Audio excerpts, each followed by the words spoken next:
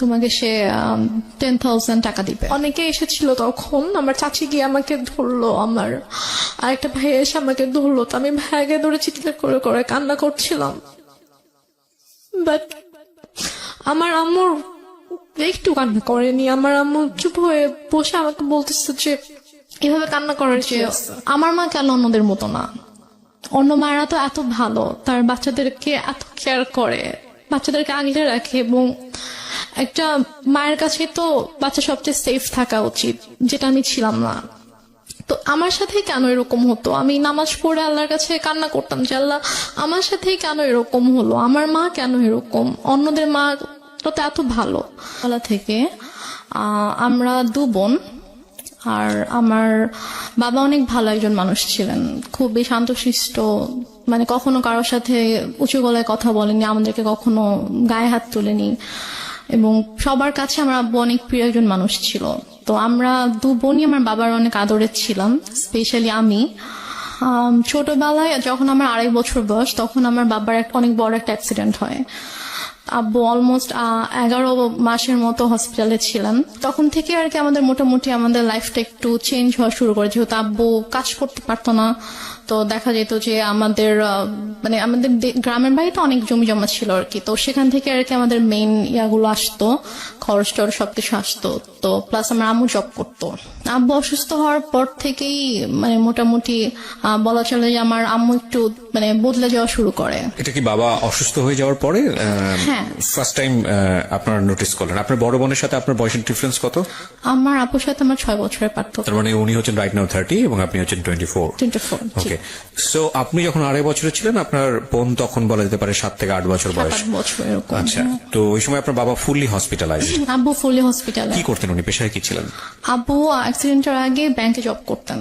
আচ্ছা, তো ওই সময় মা খারাপ আচরণ করা শুরু করলো? মানে আপুই বেসিক্যালি আমাকে পেলেছে আর কি ছোটবেলা থেকে আমাকে, কারণ আম্মু বেশিরভাগ সময় হয়তো জবের কারণে বাইরে থাকতো, আব্বু সিক ছিল, সব দায়িত্ব আম্মুকে নিতে হতো। ও, মাও তখন জব করতো? হ্যাঁ, আম্মু জব করতো। তো তখন থেকে আর কি আম্মু বাসায় আসলে দেখা যেত খুব অল্পতেই রেগে যেত, তারপর অনেক খারাপ ব্যবহার করতো। তো এগুলো নিয়ে আর কি আব্বুর সাথেও আম্মুর একটু ঝামেলা শুরু হয়ে যায় যে তুমি কেন বাচ্চাদের সাথে এরকম ব্যবহার করছো, এটা তো ঠিক করছো না তুমি। তো তখন থেকে আর কি বলা যায় যে আমাদের জীবনটা বদলে যাওয়া শুরু করে। আমরা অনেক হ্যাপি একটা ফ্যামিলি ছিলাম মোটামুটি। অ্যাক্সিডেন্টটা কিসের অ্যাক্সিডেন্ট হয়েছিল? অ্যাক্সিডেন্টটা হচ্ছে আব্বু গ্রামের বাড়িতে যাচ্ছিল, আমাদের বাসা থেকে গ্রামের বাড়িতে যাচ্ছিল। তো তখন আর কি একটা ট্রাক এসে টেম্পু টাইপের যে ইয়াগুলো থাকে না গ্রামে, একটা জায়গা থেকে একটা জায়গায় যায়, ওইরকম একটা গাড়িতে আব্বু ছিল আর কি। একটা ট্রাক এসে উপরে উঠিয়ে দেয়, গাড়ির যে স্টিয়ারিংটা থাকে, স্টিয়ারিংটা একদম আব্বুর পেটে ঢুকে যায়। ঢুকে মানে খুবই ডেঞ্জারাস অ্যাক্সিডেন্ট। আব্বুর শরীরে অনেক হাড্ডি ভেঙে যায়, তারপর হচ্ছে স্টিয়ারিং ঢুকে একদম আব্বুর পুরো পেট একদম মানে চিড়ে ফেরে জাস্ট সাইডে একটুখানি ঝুলে থাকে, এমন অবস্থা। পেটের ভিতরে যা কিছু ছিল সবকিছু বের হয়ে যায়, মানে খুবই মানে ডেঞ্জারাস একটা অ্যাক্সিডেন্ট। আব্বুর বাসারই কথা না। রাইট। এখন আলহামদুলিল্লাহ আল্লাহ হায়াত দিয়েছিল জন্য আব্বু অ্যাক্সিডেন্টের পরে 14 বছরের মতো বেঁচে ছিল। বাট মানে যে অবস্থা ছিল আব্বু হাঁটতে পারতো না। আচ্ছা, আব্বুর 11 মাস পরে যখন আব্বুকে বাসায় নিয়ে আসা হলো, তখন আব্বু হাঁটতে পারতো না, আব্বু টোটালি হচ্ছে বিছানায় ছিল। তো আম্মু তখন আর কি আব্বুকে অনেক টেক কেয়ার করেছে। আব্বুকে হচ্ছে আমরা মানে যে ওয়াকার, বেবিরা যেরকম ওয়াকারে হাঁটে, আমরা ওরকম করে আব্বুকে নতুন করে আব্বুকে বসানো শিখাইতে হয়েছে, আব্বুকে দাঁড়ানো শিখাইতে হয়েছে, দেন ওয়াকারে করে আব্বুকে হাঁটাতে হয়েছে। তো তারপর যাই হোক অনেক বছর পার হলো, 2001-এ আমার বড় বোনের বিয়ে হয়ে যায়। আচ্ছা, আপুর খুব অল্প বয়সে বিয়ে হয়, তখন 14 বছর বয়স ছিল। তো মানে অনেক ভালো ছেলে পেয়েছিল, ওই জন্য হয়তো মানে বিয়ে দিয়ে দেয় আর কি। 14 বছর বয়সে? হ্যাঁ, যখন 14 বছর বয়স। তারপর 2001-এ বিয়ে হয়, তারপর 2005-এ আপু দেশের বাইরে চলে যায় হাজবেন্ডের সঙ্গে। আপুর হাজবেন্ড দেশের বাইরে থাকতো। তারপর 2005-এ দেশের বাইরে চলে যাওয়ার পরে আমরা হচ্ছে তখন তো আমি একা একদম, আব্বু আম্মু আমি। এর মাঝে তো অনেক মানে কি বলবো, নিজের মা সম্পর্কে আসলে এভাবে কথাগুলো বলতে আমার খারাপ লাগছে, তারপর বলতে হয়। 2005-এ আপু চলে যাওয়ার পর থেকে আর কি আম্মুর মানে ব্যবহারগুলো আরো বেশি খারাপ হওয়া শুরু করে আমার সাথে, আব্বুর সাথে। বাবা কি তখন জব করছে নাকি একদম full bed? বাবা বেসিক্যালি হচ্ছে যে অ্যাক্সিডেন্টের পরে বাবা জব করতো না, কারণ বাবা হাঁটা চলে তো অনেক বছর করতে পারেনি। তারপর কি বাবার হচ্ছে যে কিছু মানে জায়গায় হয়তো টাকা দেওয়া ছিল বিজনেসের ইয়াতে, ওখান থেকে আসতো, প্লাস বাড়ি থেকে আসতো, ওভাবেই আর কি আমাদের সংসার চলছিল। তারপর 2006 সালে 2006 সালে আপনারা তখন কোথায়? আপনারা কি তখন ঢাকাতে না, নাকি? আমরা তখন ঢাকাতে না, আমরা তখন আমাদের বাড়িতে। বাড়িতে গেলেন কবে? বাড়িতে গিয়েছি আমরা হচ্ছে এক বছর একটু বেশি সময় হচ্ছে ঢাকায় ছিলাম। আচ্ছা, তারপর হচ্ছে তখন থেকে আমরা বাড়িতে মানে 96-এর কি মাস অ্যাক্সিডেন্ট করেছিল সেটা আমার মনে নেই, বাট আমরা হচ্ছে 13-14 মাসের মতো ঢাকায় ছিলাম। তারপরে আর কি আমরা বাড়িতে চলে যাই। বাড়ি কোথায় চলে গেলেন? আমাদের বাড়ি হচ্ছে সিরাজগঞ্জ। সিরাজগঞ্জ চলে গেলেন। আচ্ছা, তো সিরাজগঞ্জে মানে হচ্ছে আপনার বাবার বাড়িতে চলে গেলেন? না, আমাদের বাসা, আমরা যে বাসাটা তখন আমরা ভাড়া থাকতাম, ওখানে। তো 1 বছর বাবার এখানে থেকে ট্রিটমেন্ট করাতে হয়েছে বাবাকে শুধুমাত্র? তারপর আমরা সিরাজগঞ্জে চলে যাই, তো ওখানে আমাদের বাসা ছিল, ওখানে আমরা যাই, গিয়ে ওখানে থাকি আর কি। আম্মু কিছুদিন পরে হচ্ছে জয়েন করে, আম্মু আগেও জব করতো, ওই সেম জবটাতে আম্মু আর কি জয়েন করে। আচ্ছা, আর আব্বু হচ্ছে ওই টুকটাক মানে বেশি তো হাঁটাচলা করা নিষেধ ছিল, বলেছিল যে যতটা সম্ভব রেস্ট নিতে। তো আব্বু এরকম মানে জবে আর যাওয়া হয়নি, তো টুকটাক বিজনেস করতে ভাবে চলতো আর কি আমাদের। তো তারপর হচ্ছে 2006 সালে একটা ঘটনা আমি দেখি আর কি, মানে আমি ঘুমাচ্ছিলাম, তো ঘুম থেকে উঠে আমি যখন আম্মুর মানে বেডরুমের দিকে যখন আমি গেলাম, তো গিয়ে আর কি আমি খুবই আপত্তিজনক একটা আমি দেখি। সো তারপর থেকে আর কি আমার আম্মুর প্রতি আপনার বাবা কোথায় তখন? আমার আব্বু তখন বাইরে ছিল। বাইরে বলতে? বাইরে হচ্ছে আব্বু ওই ব্যবসার কাজে আব্বু বাইরে গিয়েছিল, একটা শপ ছিল ওখানে আব্বুর, তো ওই শপে গিয়েছিল আর কি। আচ্ছা, সো আপনি যে আপত্তিকর অবস্থাটা দেখলেন, এটা কি বেসিক্যালি আপনি ফার্স্ট টাইম নোটিস করলেন এরকম? হ্যাঁ, আমি মনে হয় ফার্স্ট টাইম নোটিস করলাম এরকম কিছু। তো তখন আপনি স্কুলে পড়েন? তখন আমি মেবি ক্লাস 7-এ পড়ি। স্কুলে পড়েন, হাই স্কুলে পড়েন? স্কুলে পড়ি তখন আমি। তো তারপর ওটা দেখার পর থেকে আম্মুর তো প্রচন্ড ভয় পেতাম, মানে দেখা যেত যে আম্মু কিছু একটা বললে অথবা একটু জোরে কথা বললে আমি ভয় পেয়ে যেতাম, বুকের ভিতরে কাঁপুনি শুরু হয়ে যেত যে এখন কি হবে। তো তারপর ওই ঘটনাটার পর আমি জাস্ট রুমে ঢুকে যখন দেখেছি, সাথে সাথে আমি রুম থেকে বের হয়ে গিয়েছি আর কি, আমি আমার রুমে চলে গিয়েছি। তো তার কিছুক্ষণ পরে আম্মু এসেছে আমার রুমে, তো এসে আমাকে বলছে যে যা দেখেছো সেটা যেন বাবাকে না বলা হয়, যদি বলো তাহলে কিন্তু তোমার খবর আছে। আচ্ছা, মানে মা আপনাকে সবসময় এই ধরনের শাসনই করতো? শাসনই করলো বিষয়টা নিয়ে? হ্যাঁ, শাসনই করলো। তারপর আমি তো আমি আগে বলেছি যে আমি প্রচন্ড ভয় পেতাম আম্মুকে, তো আমি আর কিছু বলি না, বাবা আসার পরও কিছু বলি না। তো তারপর এভাবে চলছিল। এরপরও আরো কয়েকবার আমি এরকম ঘটনা আমার চোখের সামনে হয়েছে, কারণ ওই দিনে আমি দেখার পর থেকে আসলে আম্মুরও একটা ভয় কেটে যায় যে হ্যাঁ, আমি তো বাবাকে কিছু বলিনি, আমি কিছু বলবো না। তো আমার সামনে এরকম ঘটনা আরো অনেকবার হয়েছে, বাট আমি বাবাকে কিছু বলতে পারিনি আর কি। তো তারপরে গিয়ে আমরা 2007 সালে আমরা নিজেদের বাসা করি। তো সিরাজগঞ্জে, হ্যাঁ, নিজেদের বাসা করার পরে ওখানে আমরা শিফট হই। তো তারপর 2009 সালে হঠাৎ করে একদিন আমার আব্বুর প্রচন্ড 2009 সালের মে মাসে আব্বু হঠাৎ করে অসুস্থ হয়ে যায়। আচ্ছা, মে মাসে 26 তারিখ ছিল, 25 তারিখ রাত 8টার দিকে হঠাৎ করে, তখন প্রচন্ড ঝড় বৃষ্টির সময় ছিল, তো প্রচন্ড বাইরে বৃষ্টি হচ্ছিল, ডক্টরের কাছে যাবো সেরকম সিচুয়েশন ছিল না। তো হঠাৎ করেই 9টা থেকে প্রচন্ড ব্যথা শুরু হয়ে যায় আব্বুর। তো আব্বু, আমি ফোন করছিলাম হসপিটালে যে অ্যাম্বুলেন্স পাঠানো যাবে কিনা, তো ওরা বলতেছে আমাদের কাছে কোনো অ্যাম্বুলেন্স এখন নেই, কোথাও একটা অ্যাক্সিডেন্ট হয়েছিল তো ওখানে গিয়েছে সব অ্যাম্বুলেন্স আর কি, কোনো হসপিটালেই কোনো অ্যাম্বুলেন্স অ্যাভেলেবল ছিল না। তো এদিকে মানে আমার মা কিন্তু পাশের রুমে ছিল, কিন্তু তাকে আমি বারবার ডাকছি যে আব্বু প্রচন্ড খারাপ লাগছে, তুমি আসো, আমি তো কিছু বুঝতে পারছি না। আমি গিয়ে কি করব, আমার কি করার আছে। তো এভাবে আর কি রাত কেটে যায়। প্রায় যখন 2:30 বাজে তখন আব্বু বলে যে আমার একটু ভালো লাগতেছে, তো তুমি তোমার রুমে যাও, গিয়ে ঘুমিয়ে পড়ো, আমরা সকাল হোক তখন আমরা ডক্টরের কাছে গিয়ে আমরা দেখিয়ে আসবো, চিন্তা করো না। বাট আমি বুঝতে পারছিলাম যে আব্বু আসলে আমাকে এমনি বলছে, কারণ আমি খুব টেনশন করছি, আমি আব্বুর পাশে বসে আছি, ইভেন আমি কান্নাও করছিলাম। তো তারপর আব্বু বললো যে তুমি রুমে যাও, গিয়ে ঘুমাও, আমি সকালে তোমাকে ডেকে দিব, তারপর আমরা ডক্টরের কাছে যাব। মানে আমার আব্বু এত কষ্ট পাচ্ছিল, আমি বারবার আম্মুর কাছে গিয়ে রিকোয়েস্ট করছিলাম যে তুমি একটু আসো, তুমি একটু আব্বুকে দেখো, বাট আম্মু আসছিল না। তার আগে কি আপনার আব্বু আম্মুর মধ্যে কোনো ঝগড়া দেখেছেন কোনো আপনি? ঝগড়া হয়নি, কোনো ঝগড়া ছিল কোনো না? ঝগড়া হয়নি। আমি আচ্ছা। তো আপনাকে প্রথমে বলেছি আমার আব্বু খুবই শান্ত একজন মানুষ ছিল। আচ্ছা, সে okay. মানে কারোর সাথে কখনো কোনো ঝগড়া করতো না। লাইক আম্মু যদি কখনো রাগারাগিও করতো, চিল্লাফাল্লা করতো, আব্বু কিছু বলতো না। আচ্ছা। আব্বু চুপ হয়ে থাকতো। তারপর আমি আমার রুমে চলে যাই। তো হঠাৎ করে প্রায় 10-15 মিনিট পর আব্বু চিৎকার করে আমাকে ডাকে। তো আমি ছুটে আব্বুর রুমে যাই। তো রুমে যাওয়ার পরে দেখি যে আব্বু বলতেছে আমার খুব খারাপ লাগছে, তুমি আমাকে বারান্দায় নিয়ে যাও। আচ্ছা। তো আমি আব্বুর রুম থেকে আব্বুকে ধরে বারান্দায় নিয়ে আসি।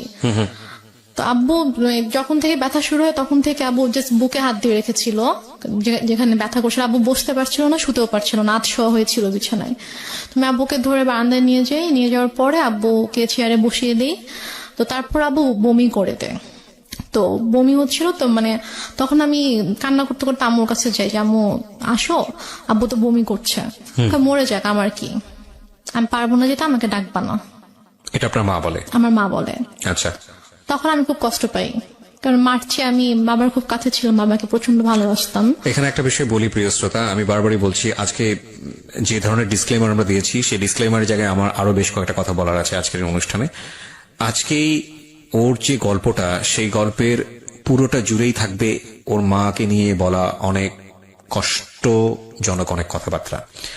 আমাদের সমাজে কিংবা আমাদের পুরো পৃথিবীতে যদি বলি, মা হচ্ছেন এমন একটি ক্যারেক্টার, মা হচ্ছেন এমন একটি স্বর্গীয় গিফট সন্তানের জন্য, যেখানে কোনো লজিকই খাটে না। মা যা মা তাই, এখানে অন্য কোনো কিছু বলার সুযোগ নেই। সুতরাং আজকের এই পার্টিকুলার বিষয়কে কেন্দ্র করে আপনি আইদার পজিটিভ আইদার নেগেটিভ কোনো কিছুই ভাববেন না মার এই বিষয়টাকে নিয়ে। আমি বারবার আপনাদেরকে সতর্ক করছি। আপনারা বরং ভাবুন এটা, যে একটা মেয়ে পরিবারে এই ধরনের পরিবেশের মধ্যে বড় হয়ে সে আজকে কোথায় দাঁড়িয়ে আছে, কিভাবে ফাইট করছে।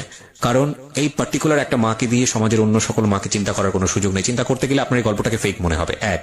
আর 2 নম্বর যেটা, সেটা হচ্ছে আপনি চিন্তা করতে গেলে ভয়ানক রকমের কষ্ট পাবেন। তবে হ্যাঁ, আমি ডেফিনেটলি শিওর যে আজকের এই গল্প শুনে অনেকেই হয়তো বা তার নিজের জীবনের গল্পটা খুঁজে পাবেন। কারণ এই ধরনের বিষয়গুলো মিডিয়াতে এত বড় হাইলাইট করা, এত বড় স্পেস দিয়ে মানুষকে সচেতন করা, মানুষকে ইন্সপায়ার করা, এটা আসলে রেডিওতেই ফার্স্ট হয়েছে। সো সেই জায়গা থেকে আমাদের জন্য এটা অনেক বড় একটা চ্যালেঞ্জ। আমি বারবার ইন্টারাপ্ট করছি আপনাদেরকে এই একটা জিনিস বোঝানোর জন্য, গল্পের ক্যারেক্টারের কোনো পার্টিকুলার বিষয় যেটা আপনার মধ্যে নেগেটিভ কনসিকুয়েন্স তৈরি করে, ওটাকে ফোকাস না করে বরং এই মেয়েটার স্ট্রাগলটাকে ফোকাস করবেন প্লিজ। ওকে, হ্যাঁ। তারপর আমি মাকে ডাকতে চাইনি। তো তারপর আব্বু পরপর 3বার বমি করেছে। তো বমি করার পরে তারপর আব্বুকে নিয়ে আবার রুমে নিয়ে গিয়ে বিছানায় শুয়ে দিলাম। তারপর আব্বু আমাকে মানে হাত জোর করে মানে আমাকে বলছে যে আমাকে মাফ করে দিও। আমি বলছি তুমি এভাবে কেন কথা বলছো? বলছে যে আমি তোমার জন্য কিছুই করতে পারলাম না। মানে আমি তখন এতটাই মানে আমি তো কিছু বুঝতাম না তখন। আমি যদি এখন যদি থাকতাম ওই সিচুয়েশনে, আমি হয়তো বুঝতে পারতাম যে আব্বু হয়তো আর বেশিক্ষণ থাকবে না, এই জন্য ওইভাবে বলছে। বাট তখন আমি বুঝিনি আসলে।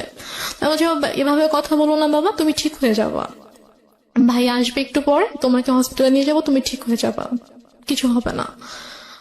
তো তারপর ভাইয়া 5টার দিকে, ভাইয়া মেবি 4টার দিকে বাসা থেকে বের হয়। ওর বাসা থেকে তখন ঝড় বৃষ্টি থেমে গেছে, বাট স্টিল কোথাও অ্যাম্বুলেন্স নেই। তো ভাইয়া হেঁটে হেঁটে রাত 4টায় স্বাভাবিকভাবে একটা ছোট শহরে। ভাইয়াটা কোন ভাইয়া ছিল? ভাইয়া ওই যে আমি বললাম যে একটা কাজিনকে ফোন করছিলাম রাত থেকে। 4টা মানে কি ভোর 4টা? ভোর 4টা, হ্যাঁ। তো ভোর 4টায় ভাইয়া বাসা থেকে বের হয়ে যায়, হচ্ছে হসপিটালে যায়, সে কোনোভাবে কোনো অ্যাম্বুলেন্স ম্যানেজ হয় কিনা। এই সময়ের মধ্যে মা আসেনি রুমে? মা একবারও আসেনি। আচ্ছা। পরে একটা রিক্সায় আমি উঠি, আর একটা রিক্সায় বাবাকে নিয়ে ভাইয়া উঠে আব্বুকে হসপিটালে নিয়ে যাই। তো নিয়ে যাওয়ার পরে ওখানকার ডক্টররা চেক করার পরে বলছে যে একটা মাইনর স্ট্রোক হয়েছে। আচ্ছা। বাট যদি সময় মতো আনতে পারতাম হয়তো অবস্থা এখন খুবই মানে একটু ক্রিটিক্যাল হয়ে গেছে। আমরা দেখছি, হ্যাঁ আমরা দেখছি, বাট যদি রাতে আনতে পারতেন। জিজ্ঞেস করেছে যে কখন থেকে এরকম হচ্ছে, তো যখন আমি ডিটেল বললাম ডক্টরকে তখন বলছে যে রাতে আনা উচিত ছিল। তো বললাম আসলে রাতে এরকম সিচুয়েশন ছিল না যে আমি হসপিটালে নিয়ে আসবো আব্বুকে। তো তারপর ইসিজি করা হলো, সব চেক আপ করা হলো, আব্বুকে আব্বু সারা রাত তো ঘুমায়নি, তো আব্বুকে ঘুমের ইঞ্জেকশন দেওয়া হলো ঘুমানোর জন্য। তো 6:30টার দিকে আমি আম্মুকে ফোন করলাম, আব্বুর ফোনটা আমার কাছে ছিল। তো আমি আম্মুকে ফোন করলাম যে আম্মু এই ঘটনা, আব্বুর তো স্ট্রোক হয়েছে, তো ডক্টর এটা বলেছে। তো বলতেছে যে তুমি আমাকে কেন ফোন দিয়েছো, তোমার বাবা তুমি দেখো, আমাকে কেন বারবার ফোন দিয়ে বলতেছো। বলছে যে আম্মু আমি একা একা এখানে কি করব, তুমি আসবা না? বলতেছে যে না আমি আসতে পারবো না। এখন টাকা পয়সার একটা ব্যাপার ছিল, কারণ আমি আসার সময় তো আমি কোনো টাকা পয়সা নিয়ে আসিনি। ভাইয়া আর কি হসপিটাল মেডিসিন টেডিসিন যা কিছু লেগেছে ভাইয়া এনেছে। তো তারপর আমি আমাকে বললাম যে আমার তো টাকা লাগবে, হসপিটালে তো টাকা লাগবে, তো টাকা লাগবে, তুমি তোর বাবাকে বলো কোথায় টাকা রেখেছে এসে নিয়ে যাও, আমি কিছু জানি না, আমাকে আর ফোন দিবা, আমাকে বিরক্ত করবা না। তো তারপর আমি আর মাকে ফোন দিই না, আমি আমার চাচুকে ফোন দিই। আমার ছোট চাচু আমাদের বাসা থেকে 15 মিনিটের দূরত্বে থাকতো। তো চাচুকে ফোন দিয়ে বলি যে চাচু আব্বু তো এরকম হসপিটালে, তো আপনি আসেন। সে বলে যে আমি মাত্র ঘুম থেকে উঠেছি, আমার অফিস আছে, আমি এখন আসতে পারবো। তো তারপরে আর কি ডক্টররা হচ্ছে আব্বুকে কেবিনে শিফট করলো, ফার্স্টে তো ইমার্জেন্সিতে ছিল। তারপর কেবিনে শিফট করার পরে আমি আবার প্রায় মনে হয় 8টার দিকে আম্মুকে ফোন করি, তুমি কি একটু স্যুপ অথবা রুটি সবজি একটু বানাতে পারবা আব্বুর জন্য? বলে কেন, আমি কেন বানাবো, তোমার দরকার থাকলে তুমি সে পানি নিয়ে যাও। কোন ক্লাসে পড়েন তখন আপনি? আমি তখন ক্লাস 9-এ পড়ি। ক্লাস 9-এ, ওকে। তো কি মনে করে আম্মু আবার প্রায় আধা ঘন্টা পরে ফোন দিয়েছে, ফোন দিয়ে বলছে যে একটু পরে তো বুয়া আসবে, তো বুয়া আসলে আমি বুয়াকে দিয়ে নাস্তা বানিয়ে পাঠিয়ে দিব। তো বললাম আচ্ছা ঠিক আছে। বুয়া আসছে পরে, হয়তো বুয়াকে দিয়ে নাস্তা বানিয়ে আম্মু নিজে এসেছে 9:30টার দিকে। এসে বলতেছে যে এই যে নাস্তা দিলাম, এখন আমি যাচ্ছি, আমাকে আর বিরক্ত করবা না, আমাকে আর ফোন দিবা না, কি করার তুমি করো, তোমার বাবার ড্রয়ারে টাকা আছে ওখান থেকে নিয়ে তুমি খরচ করো, আমাকে বিরক্ত করো না তুমি। তারপর ডক্টর বললো যে আব্বুর মোটামুটি অবস্থা ভালো, মানে স্টিল কিন্তু স্যালাইন চলছে। তারপর বললো যে এখন মোটামুটি ভালো আছে। তো আরেকটা কথা বলে রেখে, হসপিটালটা ছিল হচ্ছে আমার চাচির ভাইয়ের আর কি। আচ্ছা। তো ওই আঙ্কেল এসে বললো যে সেই হিসাবে আব্বুর আর কি একটু এক্সট্রা কেয়ার হচ্ছিল। তো তারপর আড়াইটার দিকে ডক্টর এসে বললো যে এখন মোটামুটি ঠিক আছে, কোনো রিস্ক নেই। তো উনি ঘুমানোর তো ইঞ্জেকশন দেওয়া হয়েছিল, তো উনি ঘুমালে উনি বেটার ফিল করবে, আপনারা ওনাকে বেশি বিরক্ত করেন না, এটা বলছে আর কি। তো বলার পরে তো আম্মু বললো যে ঠিক আছে, আমি তো সারাদিন ছিলাম, আমি এখন চলে যাই, তুমি থাকো। আমার সাথে আমার একটা ভাগিনা ছিল, মানে ও আর আমি সেম এজেরই ছিলাম। তো আমি আর ও হসপিটালে ছিলাম, তো আম্মু চলে গেল।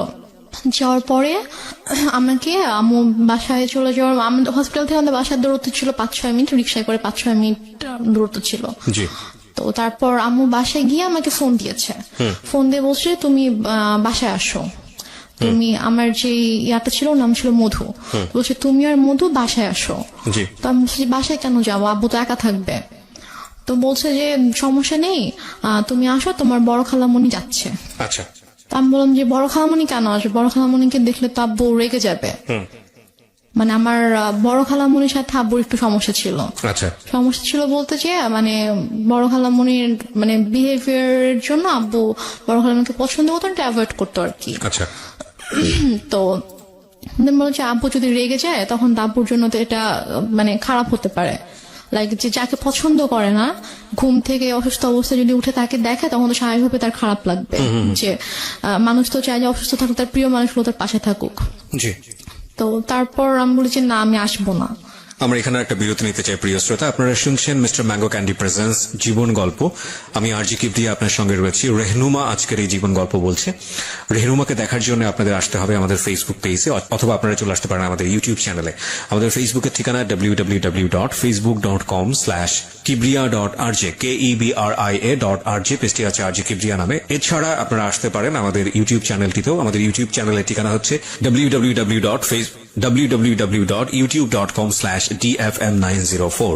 সাবস্ক্রাইব করে অবশ্যই নোটিফিকেশনটি অন করে নেবেন। ওকে, এখন আমি যেটা বলবো বিরতিতে যাবার আগে, সেটা হলো সিচুয়েশন যখন একটু কড়া, যখন মন বসে না কোনো কাজে, তখন মন ঠিক করতে মুখ দিতে পারেন কাঁচা আমের স্বাদে Pran mister mango candy, good mood guaranteed.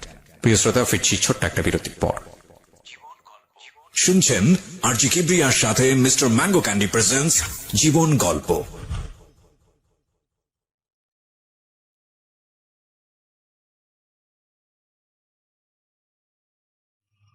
love, hate, challenge, motivation, lies, truth, impossible, virtue, morality, something beyond entertainment. Welcome to my stage of reality. Stay tuned. Sunday and Wednesday with me, RJ Kibriya, only on Dhaka FM 90.4.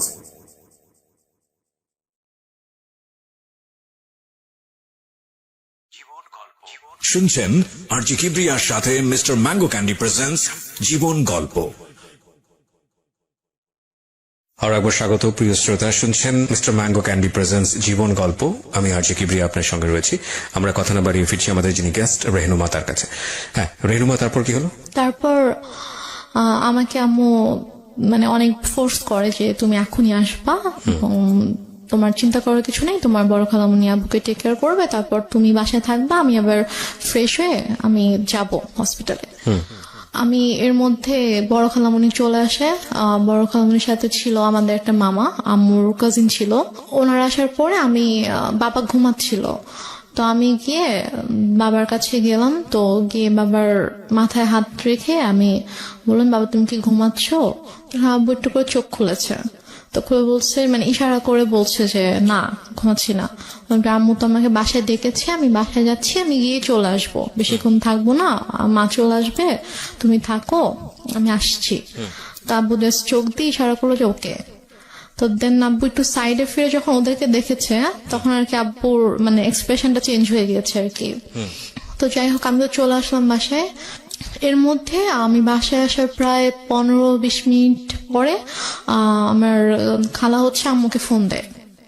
Phone দিয়ে বলে যে ভাইয়ের অবস্থা ভালো না, তুই তাড়াতাড়ি আয়। তা আমি শুনে বলতেছি যে আমি তো মাত্র দেখে আসলাম যে আব্বু চুপচাপ শুয়েছিল, আর ডক্টরও বলে গিয়েছে যে এখন ঠিক আছে, তো হঠাৎ করে কেন অসুস্থ হয়ে গেল? বলছি আমি জানি না, ঠিক আছে আমি গিয়ে দেখছি। আমি বললাম যে আমিও যাবো, তোকে যেতে হবে না, তুই ফ্রেশ হয়ে খেয়ে দে তারপর আয়। ওকে। তো আমি অনেকবার রিকোয়েস্ট করলাম আম্মুকে যে আম্মু প্লিজ আমি যাই, আমি তোমার সঙ্গে যাই। বলছে না তুই যাবি না, তুই থাক, আমি যাচ্ছি। তো আম্মু চট করে রেডি হয়ে আম্মু গেল। তো আম্মু মেবি 3:30টার দিকে হসপিটালে গিয়েছে। তো যাওয়ার পরে আমি ফোন দিচ্ছি, ফোন ধরছে না। আমি ফোন দিচ্ছিলাম যে কি হয়েছে, এখন কি অবস্থা, আব্বু ঠিক আছে কিনা। তো যাই হোক, আমি মাত্র খেতে বসেছিলাম আর কি। তো খেতে বসার সাথে সাথে আম্মু আমাকে ফোন দিয়েছে। ফোন দিয়ে বলছে যে ড্রয়ারে টাকা আছে, সবগুলো টাকা নিয়েই হসপিটালে আয়। আমি বলছি কেন, আব্বুর কি অবস্থা এখন? বলছে হ্যাঁ তোর আব্বুকে ঢাকা নিতে হবে, অবস্থা ভালো না, অক্সিজেন দিয়ে রাখছে, তোর আব্বুকে ঢাকা নিতে হবে, তুই টাকাগুলো নিয়ে, এখানকার তো বিল পে করতে হবে, ঢাকা গেলে টাকা লাগবে, তো তুই টাকাগুলো নিয়ে আয়। আমি আর খেতে পারলাম না। আমার এর মধ্যে আমার ভিতরে এত অস্থিরতা শুরু হয়েছে যে আমি কান্না শুরু করে দিয়েছি, যে আমার কেমন ওখানে প্রচন্ড খারাপ লাগছিল। তো তারপর আমি টাকা নিয়ে চট করে বের হলাম। তারপর আমি হসপিটালে আসার পরে দেখি যে আমার একজন চাচু বাসার হসপিটালের নিচে দাঁড়িয়ে আছে। আমি রিক্সা থেকে নামার সাথে সাথে চাচু আমার হাত ধরেছে। তো ধরে বলতেছে যে চল উপরে চল। আমি বললাম যে আব্বু কি হয়েছে? তখন আমার খুব খারাপ লাগছিল, যে আমার মনে হচ্ছিল যে মেবি আব্বু নেই। তাই আমি বলছি সত্যি করে বল আব্বুর কি হয়েছে। তো আব্বুর কেবিন ছিল হচ্ছে 3 তলায়। তো দেন আমি গেলাম, তো চাচু পুরোটা সব আমার হাত ধরে আছে। 3 তলাতে যাওয়ার পরে দেখেছি আব্বুর কেবিনের দরজাটা খোলা, দরজার সামনে অনেক মানুষ। তো আমি গিয়ে চিল্লানো শুরু করছি যে হার্ট অ্যাটাক করেছে পেশেন্টের, হার্ট পেশেন্টের রুমের সামনে দরজা কেন খোলা থাকবে, এত মানুষ কেন এখানে হইচই করছে, আপনার সরেন এখান থেকে, আমার আব্বুর ডিস্টার্ব হবে। আমি এটা বলতে বলতে রুমে ঢুকে দেখি যে আমার মা খালা একটা বেডে বসে আছে, আর আমি দেখেছি আব্বু শুয়ে আছে। আমি তখনও খেয়াল করিনি যে আব্বুর মাথার নিচে যে বালিশ নেই, অথবা আমি স্যালাইন ট্যালাইন আমি কিছুই খেয়াল করিনি আর কি। আমার জাস্ট মনে হচ্ছে আব্বু নর্মালি শুয়ে আছে, কারণ ওইভাবে সবাই আমি দেখে গেছি আব্বুকে। তো আব্বুর মাথার কাছে হচ্ছে আমার চাচু বসে আছে, যে চাচুকে আমি সকালে ফোন দিয়েছিলাম, যিনি বলেছে অফিস আছে আমি আসতে পারবো না, উনি বসে আছে। চাচি এসেছে, উনি দাঁড়িয়ে আছে। তো আমি আব্বুকে দেখো, তখনও কিন্তু বুঝতে পারিনি যে আব্বু নেই। আমার বড় খালামণি হঠাৎ করে এসে আমাকে জড়িয়ে ধরে, তো জড়িয়ে ধরে আমাকে বলে যে কি একটা সর্বনাশ হয়ে গেল, তোরা তো এতিম হয়ে গেলি। মানে উনি খুব জোরে চিৎকার করে করে কান্না করছে, আর উনি ভাবে বিলাপ করে করে বলছে কি সর্বনাশ হয়ে গেল, তোরা এতিম হয়ে গেলে এখন তোদের কি হবে। এটা যখন বলেছে তখন জাস্ট আমি আব্বুর দিকে তাকিয়েছি, তাকিয়ে তখন আমি খেয়াল করেছি যে আব্বুর মাথার নিচে বালিশ নেই। তো আমি নর্মালি আমি আর আমার আব্বু মানে মৃত মানুষকে ভয় পেতাম আর কি। মানে লাইক আমাদের বাসার আশেপাশে বাসায় যদি কেউ মারা যেত, আমার আব্বু ওই বাসার সামনে দিয়ে 40 দিন যেতাম না। মানে আমাদের একটা ধারণা ছিল যে মানুষ মরে গেলে মেবি ভূত হয়ে যায়, তারা এসে ভয় দেখাবে। মানে আব্বুর ওই ভীতিটা ছিল, আমার ওই ভীতিটা ছিল। আমরা ওই দিক দিয়ে না গিয়ে অনেকখানি ঘুরে যেতাম। তো বাট তখন আমার কোনো মানে আমার মধ্যে কোনো ওই ভয়টা অথবা ওরকম কিছুই নেই। আমি আব্বুর কাছে গিয়ে আমি আব্বুকে এভাবে ধাক্কা দিচ্ছিলাম যে আব্বু কি হয়েছে তোমার, তুমি উঠো তুমি। তো আমার অনেকে এসেছিল তখন, আমার চাচি গিয়ে আমাকে ধরলো, আমার আরেকটা ভাই এসে আমাকে ধরলো। তো আমি ভাইকে ধরে চিৎকার করে করে কান্না করছিলাম। বাট আমার আম্মুর একটু কান্না করেনি। আমার আম্মু চুপ হয়ে বসে আমাকে বলতেছে যে এভাবে কান্না করার কি আছে। Are you sure? আমাকে বলতেছে, আমি যখন আমাকে বসাই দিছে আম্মুর পাশে, আমাকে বসাই দিছে আমার ভাইয়া, তো বলতেছে যে এভাবে কান্না করতেছো কেন, এভাবে কান্না করার কি আছে, টাকা আনছো টাকা দাও। আমি জাস্ট অবাক হয়ে তাকিয়েছিলাম যে মানে সামনের বেডে আব্বু এভাবে পড়ে আছে আর সে আমার সাথে এভাবে কথা বলছে। তারপর আমি অনেকক্ষণ চুপ করে বসেছিলাম। আমার সাথে ব্যাগ ছিল, নিজে আম্মু ব্যাগটা নিল, নিয়ে যে ভাইয়াটা সকালে আব্বুকে হসপিটালে নিয়ে আসছে ওকে বললো যে যা গিয়ে বিল পে করে হসপিটালে ঝামেলা শেষ করে একটা অ্যাম্বুলেন্স ঠিক কর, নিয়ে যেতে হবে। তো এর মাঝে আমার আপু ফোন করছে, আপু ঘুমায় ছিল। তো ঘুম থেকে উঠতে পরে ভাইয়া যখন বলছে যে আব্বু অসুস্থ হসপিটালে, তুমি আমাকে ফোন করো। আমার পাশে বসে ফোন ধরে বলতেছে যে তোমার আব্বুকে ঢাকা নিয়ে যাচ্ছি আমরা। না, সেটা হয়তো আপনি ইজিলি ব্যাক করতে পারেন, সেই জন্যই সে বলেছে, পরে হয়তো সময় নিয়ে বলবে। আমি বলি এটা কেন বলেছে, আমি শুনলে বুঝতে পারবেন। তো তারপর হসপিটালে আমিও গেলাম ভাইয়ার সাথে ফর্মালিটিস করতে। তো ও টাকা পে করার পরে তো ওদের আব্বুর যেটা ফাইল ছিল, হচ্ছে সকাল থেকে হচ্ছে যে টেস্ট গুলো হয়েছে, প্রেসক্রিপশন, এগুলোর একটা ফাইল থাকে।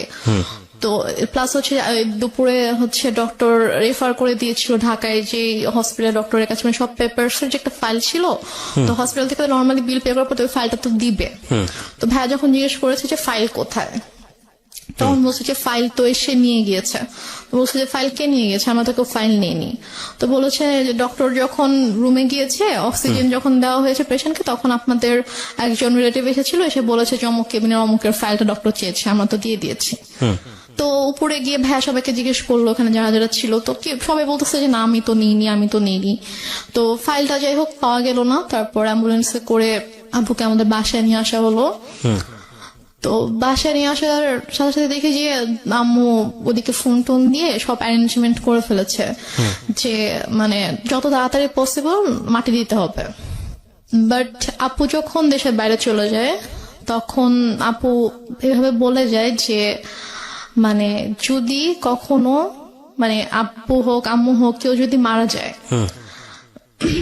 তাকে রেখে দিবা আমি না আসা পর্যন্ত, আমি আসবো দেখবো তারপর মাটি হবে। আপু এটা বলে গিয়েছিল। তো আপুর শ্বশুর বাড়িতে যখন জানানো হয় যে আব্বু মারা গেছে, তখন বলে যে ঠিক আছে আমরা আসছি, আপনারা ওখানে সবকিছু ঠিকঠাক করেন, ওনাকে গোসল করেন, তারপর আমরা ঢাকায় নিয়ে এসে ওনাকে মানে আপু শ্বশুর বাড়িতেও এটা জানতো, কারণ আপু শ্বশুর বাড়িতেও সেম কথাটাই বলেছে, মানে শ্বশুর শাশুড়ি ছিল তো ওদের বলেছে যে মানে যারই কিছু হোক না কেন আমাদেরকে ছাড়া কিন্তু আপনারা মাটি দিবেন না, আমরা দেখবো।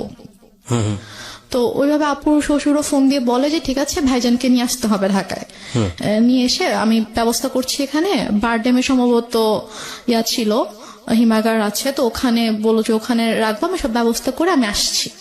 বলছে না আপনাদের আসতে হবে না, ও যত তাড়াতাড়ি পসিবল মাটি দিয়ে দিব, নিত্য বৃষ্টি আত্মা হচ্ছে কষ্ট পাবে, বেশিক্ষণ রাখা যাবে না।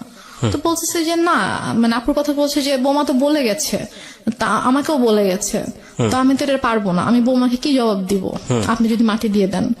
বলতেছেন আপনাদেরও কষ্ট করে এখন সন্ধ্যা হয়ে গেছে, আপনাদেরও এখন কষ্ট করে আসতে হবে না, আর আপনারা আসলে আসেন, বাট আপনারা আসার আগে আগে মাটি দিয়ে দিব। মানে আম্মু পুরো ক্রেজি হয়ে গিয়েছে মাটি দেওয়ার জন্য।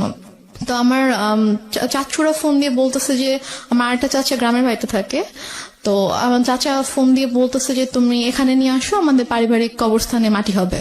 সে বলতেছে না, আমি ওখানে নিব না, ওর এখানেই মাটি হবে। তো এগুলো নিয়ে আম্মু খুবই মানে রীতিমতো ঝগড়া করতেছে অনেক। আম্মু কিন্তু স্টিল মানে এক ফোঁটাও কান্না করেনি, একটুও কান্না করেনি। তো সে আমার চাচার সাথে ফোনে ঝগড়া করতেছে যে না, আমি এখানে মাটি দিব, আপনাদের যদি দেখতে ইচ্ছা করে আপনারা এখানে আসেন, এসে দেখে যান। কোনোভাবে রাজি করাতে পারতেছে না যে না, পারিবারিক কবরস্থানে তার মাটিটা হবে। ওইদিকে আপু বারবার ফোন করে বলতেছে যে তুমি একটু আব্বুর সাথে কথা বলায় দাও।